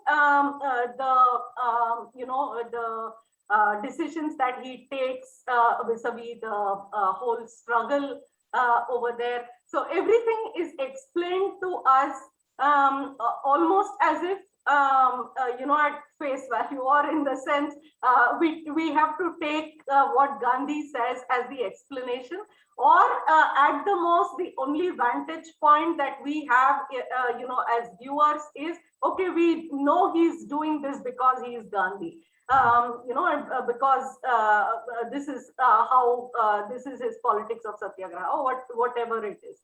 It seems that there is a refusal to interpret or to provide us another vantage point from where we look at Gandhi. So there is no external point of reference.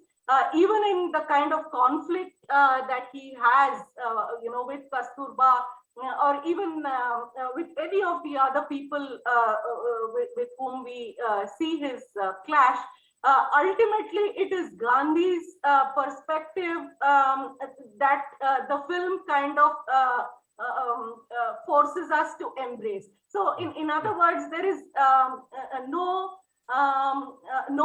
one other or some other vantage point through which we evaluate this figure. You were mentioning this young Mr. Lincoln film. Now, something that happens in a very interesting way in that film is it provides us a certain kind of interiority to the character. Why is the character thinking the way he does? What are his conflicts? What are what is the kind of soul searching that is happening? Here we have a ready-made Gandhi, almost as if everything is right out there. So it seems to me it's like a somewhat packed, already explained Gandhi, and there is no attempt at boldly interpreting what Geeta called as a critical perspective. I think there is no perspective, critical or otherwise, other than what Gandhi himself kind of offers us. I think, by way of explanation. So it's a kind of very opaque subject that seems to emerge, I felt, in the film. But thank you for asking us to watch. October is Gandhi month, and so and your book is just 2 volumes are just released. So thanks for this very timely discussion. Yeah, thank you very much. And I'm very much happy with the kind of enlightening sharing that you did. Yeah, true. There is no much probing. In Lincoln, quite often we find he probes, many things are internalized. Here he just appears as an agency to, I mean, this kind of the very beginning, where he's supposed to go there to resolve the matter and all that. So the pace begins with that and ends. But throughout the journey, what we find about him, the very making that happens at many points. So that probably could be the reason why the film, the title, the eponymous title, The Making of Mahatma, and the apprenticeship, the very title of that book.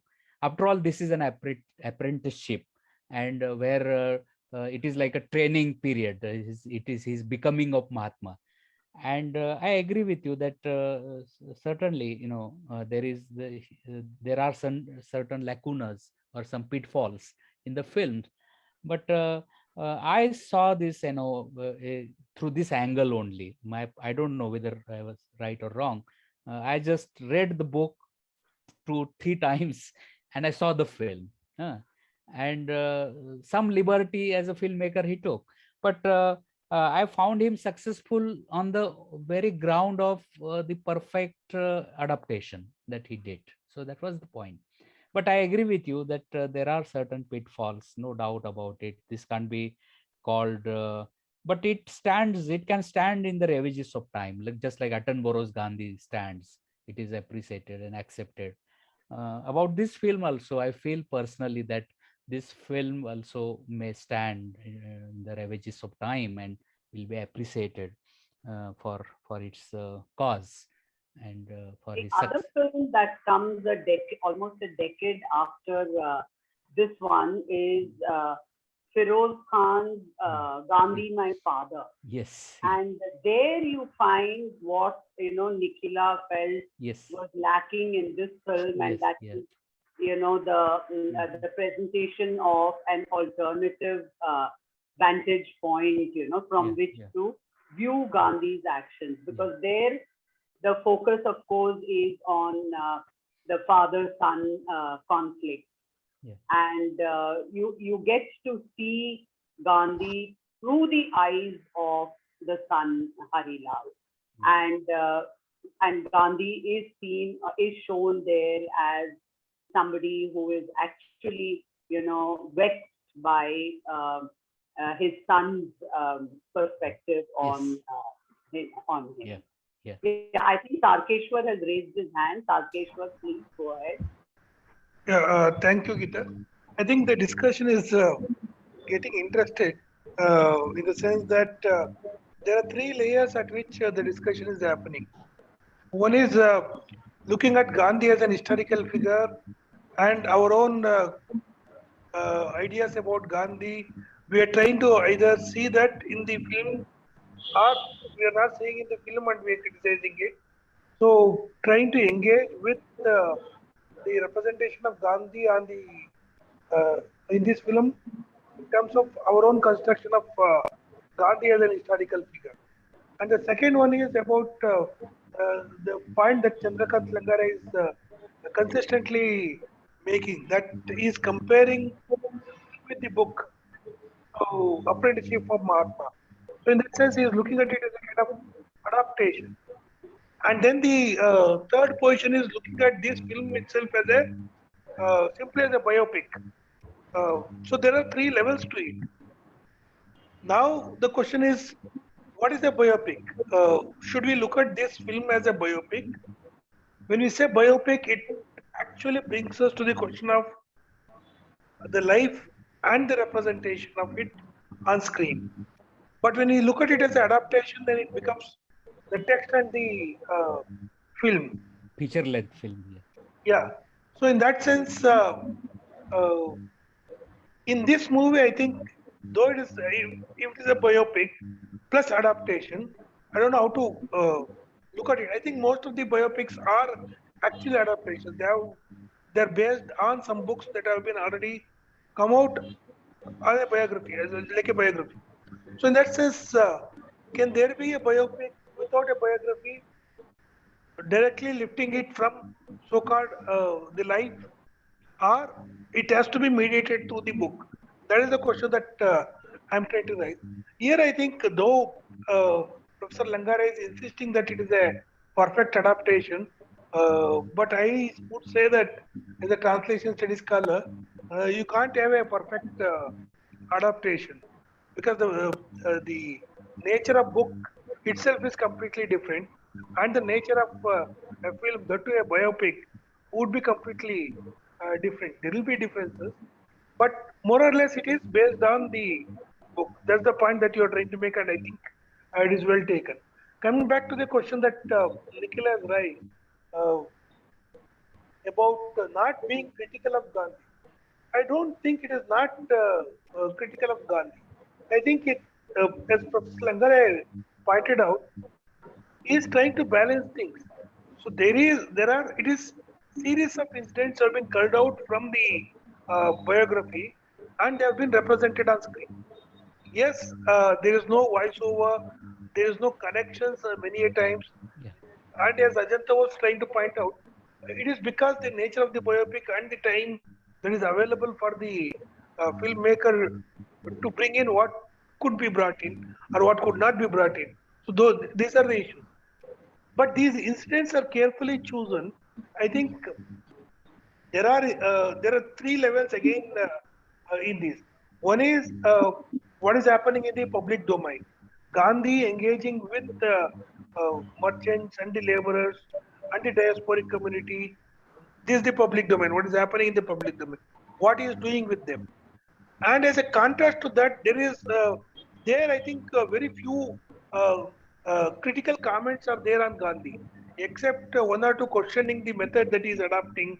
But again, they also come around to accept his method is the best. But again, there are certain voices, but they get dismissed in the narrative, that they also realize that they were wrong and Gandhi is right.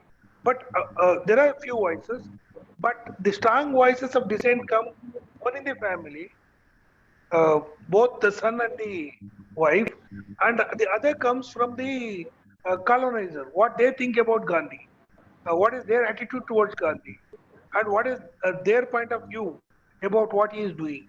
So, in that sense, uh, there are critical voices. Those events are also shown, but they are not elaborated. But the way they have been sequenced, uh, it appears that all these other voices that are there are wrong and Gandhi is right. So that's the way the narrative unfolds. So I think that is the nature of this biopic that has come out in 90s. Uh, Maybe the book will have more nuanced uh, commentary too, which the biopic cannot have. So I think I will stop here. Yeah.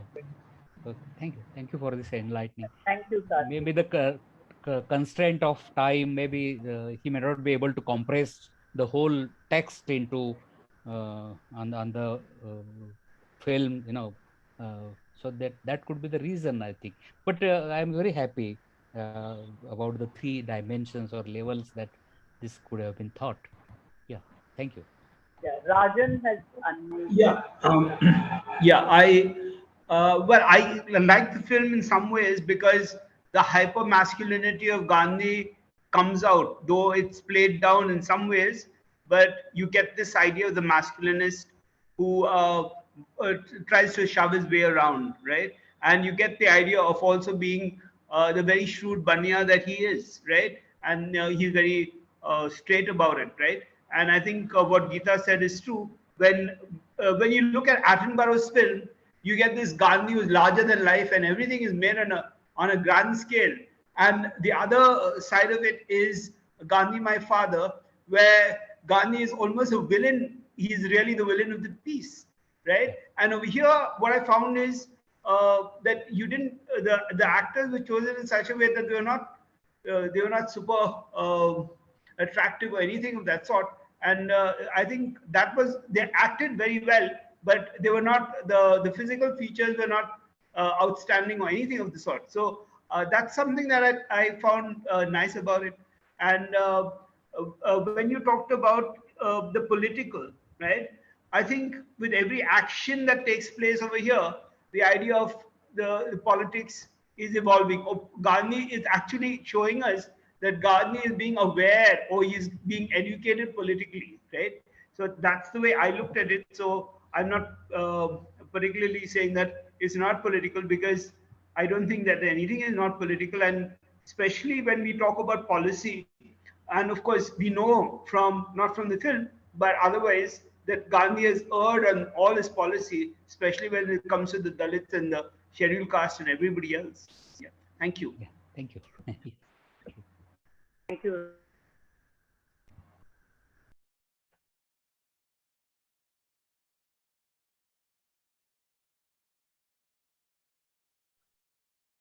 Hello, Geeta.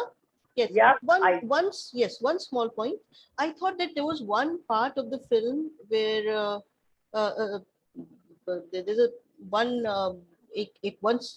thread which is left unresolved, and that is what happens after Hari's marriage. We know that Hari got married against his father's wishes, and that when he was supposed to bring his bride, Kastur prepared a room for them. Yeah, but then Gandhi said that no, my son cannot live like this. So they have to, until he has a job, he cannot live with his wife or something like that. So this insistence on celibacy and on a very ascetic kind of a life, which was something that went against his son's likings. So this is something which is left unresolved. What happened after with this young couple? We know that Hari later on got involved with a prostitute and he died of syphilis or something like that. We know that. But then what happened? It seems that he had got married, had an arranged marriage, but then something went wrong. So this is something which should have been resolved in the film also. Yeah. So these loose ends are left, that's what I thought. Yeah. Any more responses to the film or to the discussion that is going on or to the presentation of Dr. Langare? Yes, Paniraj, go ahead. Yeah. The whole film is sympathetic to Gandhi is good. I mean, like what attracts me is Gandhi played a role in South Africa. Gandhi, from that role, he came to India, and in India also he prepared himself to be a political, anti-colonialist political fighter, and his role in politics is viewed in many ways. There are many perspectives about Gandhi. There is no one single perspective as Gandhi, and if many are arguing, including Ashish Nandi, that there is no Gandhianism. Gandhiism can be interpreted in many ways. The point is, until Attenborough made Gandhi, we didn't have a what is called motion picture on Gandhi. What we had is only film division reels, isn't it? Yes or no? I mean, in Yes. movie we didn't have in a motion picture we didn't have a Gandhi. Post what we call almost Orientalist view of Attenborough are trying to portray him in a very large canvas, where our own Dalit writers said that why didn't there was no place for Ambedkar there in the Attenborough's Gandhi. So the discussion was on. So Shyam Bengal's film is not anything which is supposed to criticize Gandhi's life or criticize Gandhi's politics. It's a sympathetic view of how Gandhi's politics shaped itself in South Africa. That Yes. see when that film is titled as Making of Mahatma, if you are calling him as a Mahatma for his role, political role in whatever way it is understood in India, and why it is called as Mahatma is that the way he could touch or he could communicate with the people, right or wrong. Arundhati Roy says something or some critics say about something. That's not the point. Point is we should always have a critique about a leader, but the way he used to connect to the masses, the way his politics was practiced, where it was shaped, how it was crystallized. That is the interest what Sham Bankal's film is having in it. And Whether even in the last, just interrupt for a while, and I will continue. Even the sorry, last, the way the film ends, the humanity, the whole thing circumvents, because it is not just he found his vocation, but he found that humanity is great. It is to be deserved. It is to be, it is to be augmented. It is to be secured. So this also, I mean, I just added your point. yeah, So that is that's what also I one of wanted the, to say. yeah, yeah. It's a sympathetic view, all right. What's wrong in to Yeah. have a sympathetic view about Gandhi? And somebody is making a movie on Godse next year. I mean, they can have their films. The point is, critique should not be saying that it is sympathetic about the Gandhi. The point is why I like this film is it is sympathetic about Gandhi, though they can be having critical views on Gandhi. I can have a critical view on Gandhi. Everyone can have a critical Everyone. view on Gandhi. But it's a motion picture which shows if he is supposed to be called as Mahatma in India, why he is called as Mahatma in India? Because way he touches the people, the way he communicates to the people, the way he uses the The way common he, parlance for yeah, his own politics, and how it has been mobilized. happening. It's not God given. It's not God given. Yeah. It's learned through a life, learned through a political life of being a baniya or being something else. It is learned through a communication with that's somebody, even a historian like Vipin Chandra misinterpreted Gramscian misinterpretation of Gandhi's passive revolution as a kind of a anti-working class. No, actually it was not a passive revolution. It is a kind of national popular, as Gramsci thought about that, where your political idea reaches people in their own language, make to understand the people, the politics. See, and he made people to be aware of their rights. Okay. In critical, we can criticize his political views, criticize his class positions, it can criticize his caste positions, but you can also recognize the way he shaped the Indian politics to be a mass politics, a popular politics, and how it is came about. That is what is interesting in Sham Bengal's film. If he is supposed Yeah. to be called as Mahatma, where that politics is shaped, it is shaped in the life and the way you shape your politics in the life. That is what humane in that film. That is where I appreciate that film. It is sympathetic to Gandhi. What's wrong in it? But the whole motive of the film is Yeah. to show making of Mahatma. If you are calling him a Mahatma now, or if people accept him as a Mahatma, then how it was made, how politics was crystallized, how politics. There is something of a Gramscian reading of Gandhi's life in South Africa that we should accept about the film. Yeah. Film cannot be doing any justice to everyone's view. That's my point of view about Sham Bengal's film, and he did it. And he also did it about say when he wanted to decipher or interpret Indian Constitution, when he made Bharat Koj, when he wanted to say read Discovery of India in motion picture, what he wanted to do? He wanted to show that when India was, idea of India was shaped, it is Gandhi, Nehru's idea of discovery of India, and it's a sympathetic view of how the shape against the right-wing idea of shaping of India. There was a kind of shaping of idea of India in discovery of India, which is acceptable for a liberal politics, which played a larger role in Indian politics. That's why he made Bharat Koj. So we should try to understand. It's my reading of Making of Mahatma.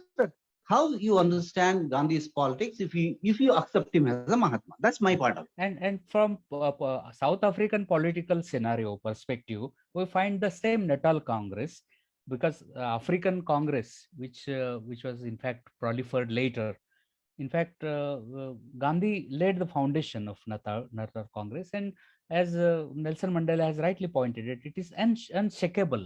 Whatever he did for South Africa, so we are just following, and he followed, and he succeeded in addressing the issues.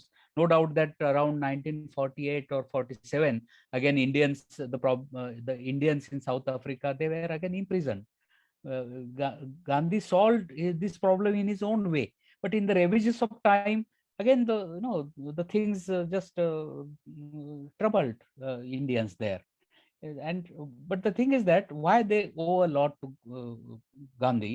The reason was he laid this very solid foundation of Natal Congress, and I think therefore they owe a lot. And from that perspective also, we can say that his experiments with political institutions, creating welfare political institution, because Natal Congress was, in fact, their objective was very much of the welfare of the people, welfare of the masses. And in the similar vein, Nelson Mandela, even it evolved. Doak, I think, Reverend Doak, who he laid the foundation of African Congress, and later on it went on growing, proliferating. And therefore the very rubric of that foundation helped the people, African people, I mean the native people, and therefore they owe a lot. And from that point of view, his political experiments there and his political experiments in India when he joined the cause, we find there is a dexterous similarity.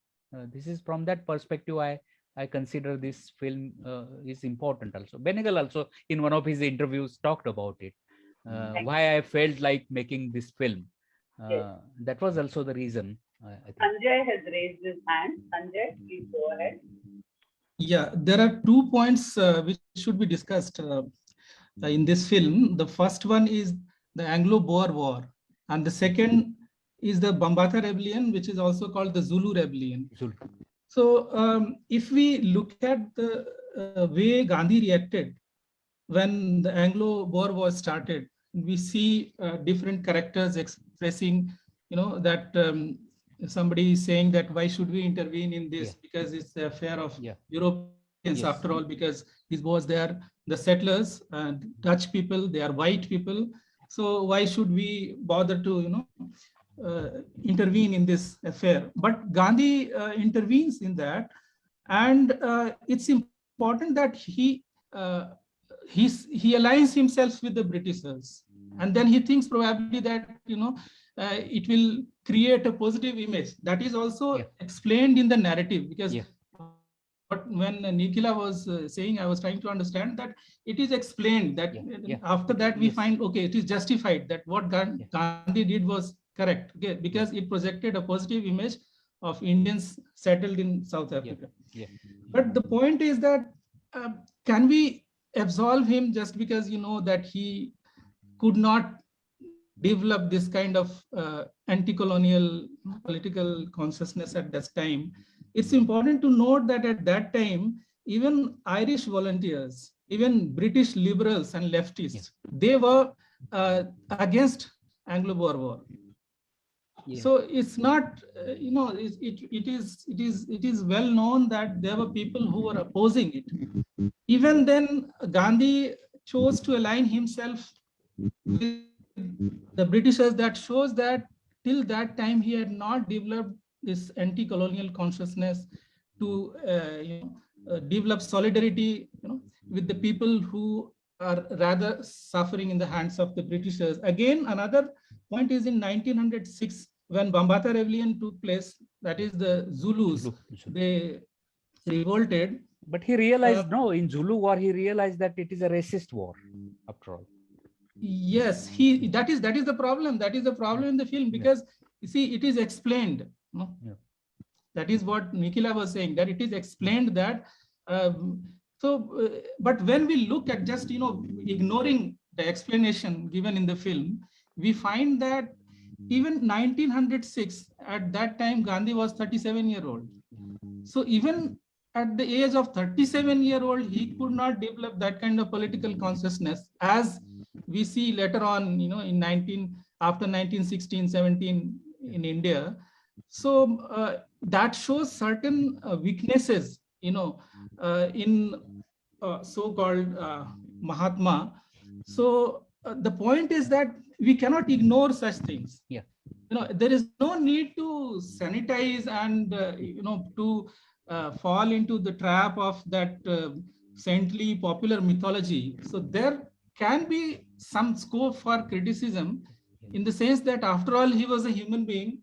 Yeah. And being a British, in the sense living in a country which was colonized by the Britishers, he could not have developed that kind of extraordinary political consciousness. But it was a gradual process, of course, and it was a type of training for him, probably. Yeah. That he maybe a could develop strategy later also. on. Maybe a strategy Later on, also. but Yeah. within that period, we don't see that. Yeah. So that's a kind of, see, even 1906, at the time of the Zulu Rebellion, he was 37-year-old. He could not react in a I would say, quote unquote, mature way, politically mature way. That shows his political naivete. No, but when there is an encounter between Gandhi and Smuts, okay, and Smuts tells that we have addressed all your issues, but Gandhi said no, not all, but the racism is still there. He says that we have to fight, and I think he was right, absolutely. And he fought there, and when he joined the Indian camp of national struggle, here also till his death, assassination, he fought with that racism. I think. Rakesh has unmuted. Rakesh. Oh, did I? You have unmuted. Okay, okay. Hello. Rajan has unmuted. Yeah. But I think there's a letter to Acharya Kirpalani where he uses the word Negroes and says we are superior to them and all that. Of course, that's an earlier part, and then later Gandhi changes, right? So that's something which I've forgotten his name. The idea of blindness, right? Gandhi and his blindness. I think that's something that's very, very important to look at, because he's just so blind. And I don't, whether it's caste or race or the tribes, I don't know how this kind of thing, he's so blind. But then his talent to side with the British and do all those kinds of things, I think that's something very spectacular, right? And his game of becoming the father of the Indian nation and all those kind of things. This is a very shrewd man. That's it. But otherwise, I think the humanity and all that is one-sided. Even when I was watching the movie, I thought of this huge kind of neoliberal stuff that is there, right? When he says, no, we'll do our own work. That's what the neoliberals want us to do now, right? Yeah, and the many Gandhians who are my friends, they said, we should understand and we should do all this and we should do all that. Yeah, that's the kind of...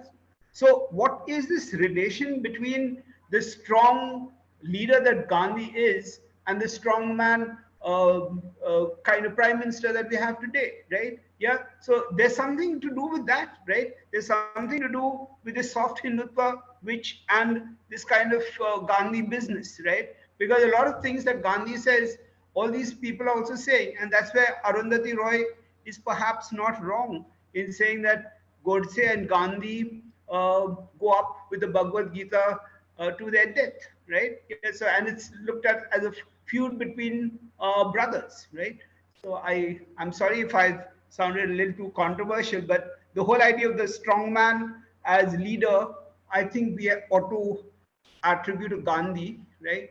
Though of course he wouldn't go around in all this the plumes of a peacock, right? Yeah, the point is we are discussing about a film, right? We can have a debate on Gandhi at some other time. The point is Gandhi is, if he's a politician, if he's having weaknesses, nobody says that He used to be, as Sanjay says, he sanitized. No, who sanitizes him? There were many critics of Gandhi in his own life. Many critics Gandhi in his own life. The point is how he developed the mass, the politics of Gandhi. Can we just be blind to our blind towards what kind of politics with Gandhiji developed post he came to India and how he transformed Congress as a mass movement, right? Whether it's violence, non-violence, you accept it or not accept it, he was pro-capitalist or anti-capitalist. Let us not forget that the way he used to communicate politics as a national popular, do we accept it or not? He is a political force who could communicate with the people and shape the politics. We accept it or not. How it is shaped. See, the idea of the, I am talking about the idea of the film, that how he understood to communicate with the people and shape the politics, right? Whether you like his politics or not, he was what is called as a, he's naive, he doesn't understand, he's done. Okay, he's not. But he is something like, not like Lenin, he is not like Mao, he is not a revolutionary leader, he is not a magnetic figure. He is a common man. That is why people started, I mean, even if it is a strategy, why and how people identified with him, even though they were not in directly contact with him, how he triggered an idea of common man to be understanding his own role in politics and participating in mass movements. See, one should read Gandhi's politics in his own way he practiced politics. That is what the film talks about. But we are bringing it to critique of Gandhi, I mean, our distant views on Gandhi, except that how his politics is shaped. So whether this film talks about how his politics is shaped, or is it arguing for Gandhi's ideology in any way? That is the point what I want to bring here in Making of Mahatma. Okay. Any more comments, questions?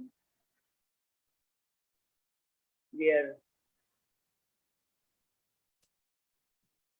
Nikhila. I agree with, I mean, the point that Paniraj is making is well taken. I think we are, looking at the film in terms of the kind of, apprenticeship, as Fatima Meer's book calls it, apprenticeship, and the kind of mass leader that he proves to be. Actually, my point is precisely that process is somehow obscured to some extent in the film, partially obscured. Like while watching the film, I kept thinking of okay, so what farmers' movement? So what is happening now? And the only way it seems the film kind of makes Gandhi intelligible to us is the people who form this part of the mass who are following what Gandhi is saying. We don't really know what is the appeal in what Gandhi has to say. So that osmosis between Gandhi and the people is, I don't know, it's sufficiently, it's not sufficiently explored, I felt. So they all seem like, okay, so I'm going to be arrested, you all carry on the struggle, and then he goes away, and then the camera follows him, only to return to the people when Gandhi rejoins. So that process, I felt, was somewhat given a short shrift in the film. Also, it seems like, I mean, like all those in power, this, whether it's Smuts or the European colonizer, is obdurate, is stubborn. All that we see, but also at some level, there is a different sense of the political enemy then, it seems, than one would probably see in today's times. So I felt that there is an obscuring rather than any great clarity about this process, Paniraj sir. So, Nikhila, I can go on arguing about this because when you take a stand, critical stand on Gandhi, and when you look at his politics, there are two different things to understand. One is proxies, philosophy of proxies, another is philosophy of ideas. You guys are posing philosophy of ideas of Gandhi against philosophy of practice of Gandhi. Now, can I give one example? Like when Gandhi took that stand for abolishing, for not having that, what is that letter to live like that without rights. If you are a citizen of an empire, you are a citizen of an empire, and you should be treated as, whether you are English or you are Indian or a black, you should be treated as one. All citizens should be treated as one. His fighting against that started there. It also continued to 124A, that is what is called as anti-national against the nation 124A. The Act 124A, which is mutiny against the state, or rising against the state. You can see his 1924 argument in Pune court that if he is charged with 124A, like what he did in South Africa, that I accept it because you are not treating us as citizens, and if you are not treating us as citizens, it is our right to revolt, and if you continue and consider it as a mutiny, I am ready to accept it. So there is a way of doing the politics of challenging the powers. That is as simple as that. You like it or not like it, the way he did it had a meaning. Way the people to challenge the power was cultivated at the grassroots levels, at the mass levels, right? So, see, the way the politics has to be done is to be at the grassroots levels with the manufacturing. Even if you manufacture the consent has to be done. Consensus has to be there. Consensus has to be. Why he appeals to so many people and how he mobilized so many people, that becomes an important thing, and where that was shaped, right? If you are looking at Gandhi like that, and if you are looking at Che Guevara's life, how you look at the Che Guevara's biopics? Why we are not criticizing any of Che Guevara's life's acts? Why we are looking at Che Guevara's biopics? The point is, let us not be too partisan about Gandhi or against Gandhi. Let us look at what Shyam Bengal wants to say. Yeah, the efficacy of his principles, which is later on adopted by the world. And, that's the whole point in discussion. And one more thing I forgot to mention, maybe I forgot. So his idea, the whole things, circumvent around the humanitarian concern in this film, because when evil is done to this, or when people are humiliated, humiliation, subjugation, this is what Gandhi calls as an affront to the human dignity.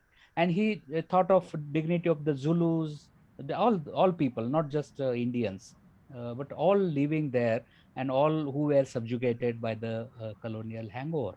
So I think therefore the film makes a appeal, and the very efficacy of his principles that later found its what we can say, not just in Indian context, but in almost all Africa, South Africa itself followed, or it reached to America also.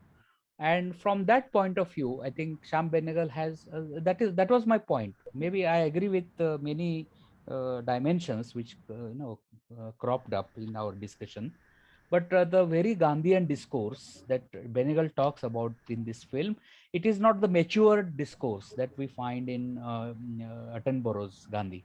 So it is all in making. This is what this was the point of my talking was in my deliberations. Rajan, you want to say something? Yeah, there's 1 or 2 points that I want to make. One is about that jewelry scene and the influence of Tolstoy on Gandhi, right? So I think that's something that if you know about Gandhi. Come to this last. I think Ruskin. No. Tolstoy. Okay. Yeah. Tolstoy gives all his wealth away and doesn't care of his family and all those kind of things. Yeah, so that's something which also happens, and there's a lot of correspondence between Gandhi and Tolstoy. Right. Yeah, so I thought that was a very important point. But it's also that the movie pulls Gandhi down a peg or two. It doesn't really make him a hero, right? Uh, uh, that's for the earlier parts, right? Maybe at the end, yes. But for the earlier parts, it shows him all too human, and actually shows that how do you actually link him up with the later Gandhi. So I think that's a point that is well taken, and you emphasized it very well. Thank you. This question of the authorial intention is a problematic thing, the issue that Paniraj raises about let us look at what Shyam Benegal wants to say. But I think the interpretive process is not limited to what the author or the filmmaker in this case wishes to say, So that's my opinion about. No. Geeta, what is the point of discussion? What is the point of discussion? Point of discussion is Gandhi's politics or the film? No, but can you separate the two? No, you cannot separate it, but you cannot over-interpret it over the text, isn't it? It's not about the politics. No, Geeta, I am very argumentative in these kind of things because we should not take a text as a pretext, right? What is the motive of the film? Does it serve it? Or, does it serve the motive of the film? Motive of the film, I'm saying is, if you are accepting as a Mahatma in India, rightly or wrongly, about the way he communicates with the politics and develop a sense of rights in the people in politics, that's why if he is supposed to be called as Mahatma, as Bhakti movement poets did. So he was equated to Mahatma because Bhakti movement poets can reach to their, like Mahatmas of earlier age, he wants to be like that. He can reach the people with that kind of disdain against the powers. He can make the people to assert their rights, assert their existence. If that is his politics, that is shaped in South Africa. That's all the film want to say. It is having a sympathetic view and it want to say that. Does it say it enough or not? That's my question. Okay, I think Ivy wanted to say something. Ivy, you want Yes. Yeah. I think it's a very interesting film, and for various reasons. But I think what I think it, according to me, it proves is that Gandhi could not have become Mahatma without his wife, because there are so many instances where Gandhi got a lot of support from his wife, and he did it sometimes because he sort of dominated over her. So she was seems to have turned out to be this very docile wife. She does not seem to have written anything about her life with Gandhi. It would have been very interesting if she'd written something about her life. And now even with Tolstoy, because people are talking about Tolstoy, now people are also talking about how Tolstoy became this great figure because of his wives, the sacrifices of Sonia. Yeah. So I think the name was Sonia Tolstoy. Okay, so in the same way, I think it is time that we should also reclaim Kasturba's role in the making of the Mahatma, because I don't think he would have been a Mahatma without the support of his wife. It's a very pertinent Yes. issue, I think. Yeah, I agree with you very strongly. Yeah. Because after all, she helped, in mobilizing women. Even in this film, we find she was behind that grand march. Towards And there were Transvaal. certain points I think any ordinary woman would have become, would have refused to accept. There were certain things like the marriage of her own son and how he was not being allowed to have a room in the house with his wife, and then many other, like when he was selling off, giving away her jewelry. Now these are areas where most women would have resisted, and they would have just said, no, I will not have this. Like, enough is enough, and then now I'm not going to put my foot down. I will not accept this. Okay, but then she was so docile. I mean, she was, I think, extremely too docile. So because of this, it was because of that Gandhi was able to have his will with her, do whatever he wanted. So, I mean, in some ways, I find him to be a rather kya kehte hai, repulsive person, to tell you the truth. I also know what he did, later with his niece. So, in some ways, brilliant strategist, but in a personal life, rather repulsive. Okay, that's my take. Okay, any more? I think this can just go on and on. Yeah, my So- internet connection is getting shaky. I Yes, just received exactly. message. So if anyone who hasn't spoken till now, which is yes, Sarkis first. Yeah, the one stress. It is not authorial intention. He was talking about that there is some motive in the text. So in that sense, is more like a new critic is coming across. But that apart, I think if I have to translate Paniraj, I think he is saying that the kind of questions we need to ask to this filmic text have to be different. Rather than comparing it with our own image of Gandhi and then trying to take issue with the film, you ask a different set of questions to the text so that you can find a more fruitful answer. So in that sense, he's asking us to, he's advising us to ask a different set of questions to the text rather than looking for an authorial influence. That's what we need to look at. But again, we can't stop people from comparing their own construction of Gandhi, the way they construct Gandhi. So I think we need to be keep that also in mind. We can't say, yeah, we can say that this is a more fruitful question to ask at this point of time. Say, don't ask such other kind of questions.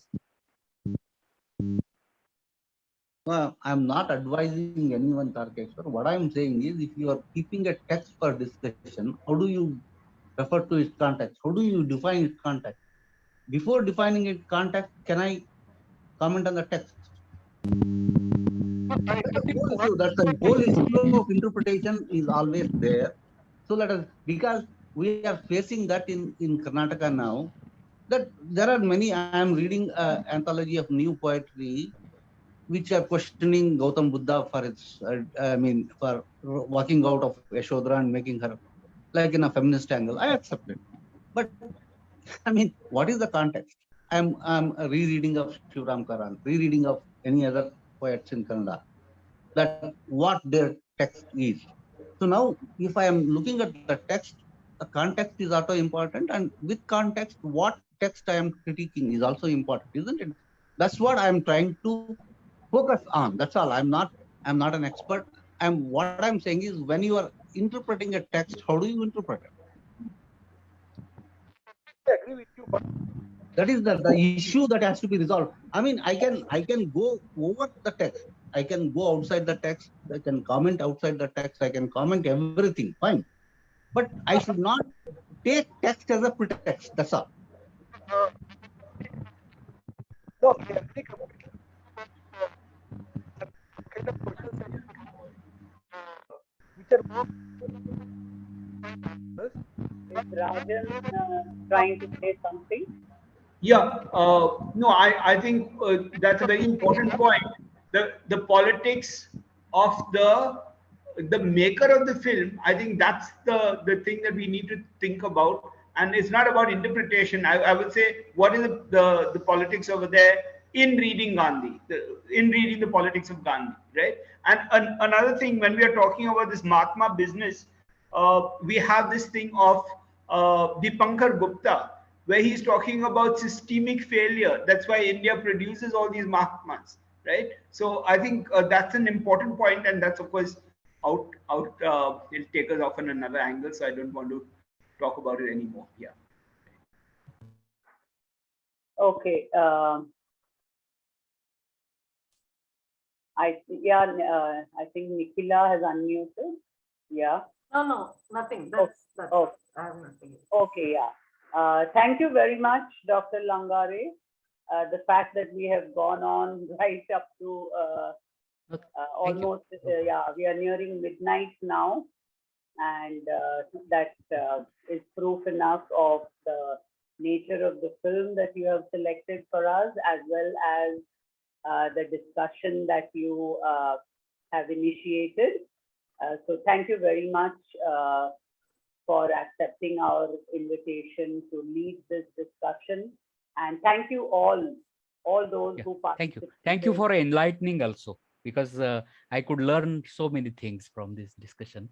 Thank you very much for. Thank Good you, night. sir. Thank you, Nikhila ma'am and Gauri.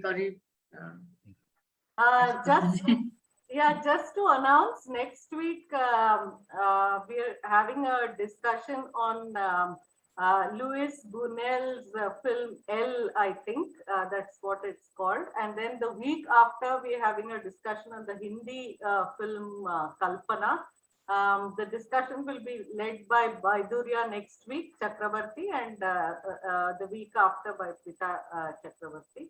After that, Nikhila, what is Junal's film? What is that Julian film you talked about? I think it's called L. E-L. L. Yeah. So these are the two films, and then in November we are having three back-to-back Kannada films, new Kannada films for discussion. We start with M.G. Srinivas's Birbal trilogy, the first part of the Birbal trilogy. The second week we have Koli Tal, Abhilash Shetty's Koli Tal. And the third week of November, we will be discussing Prithvi Konanur's two of his films, Action Drama Cut and Alegadu. So November is Kannada month. So we have these three, and all three filmmakers will be joining us.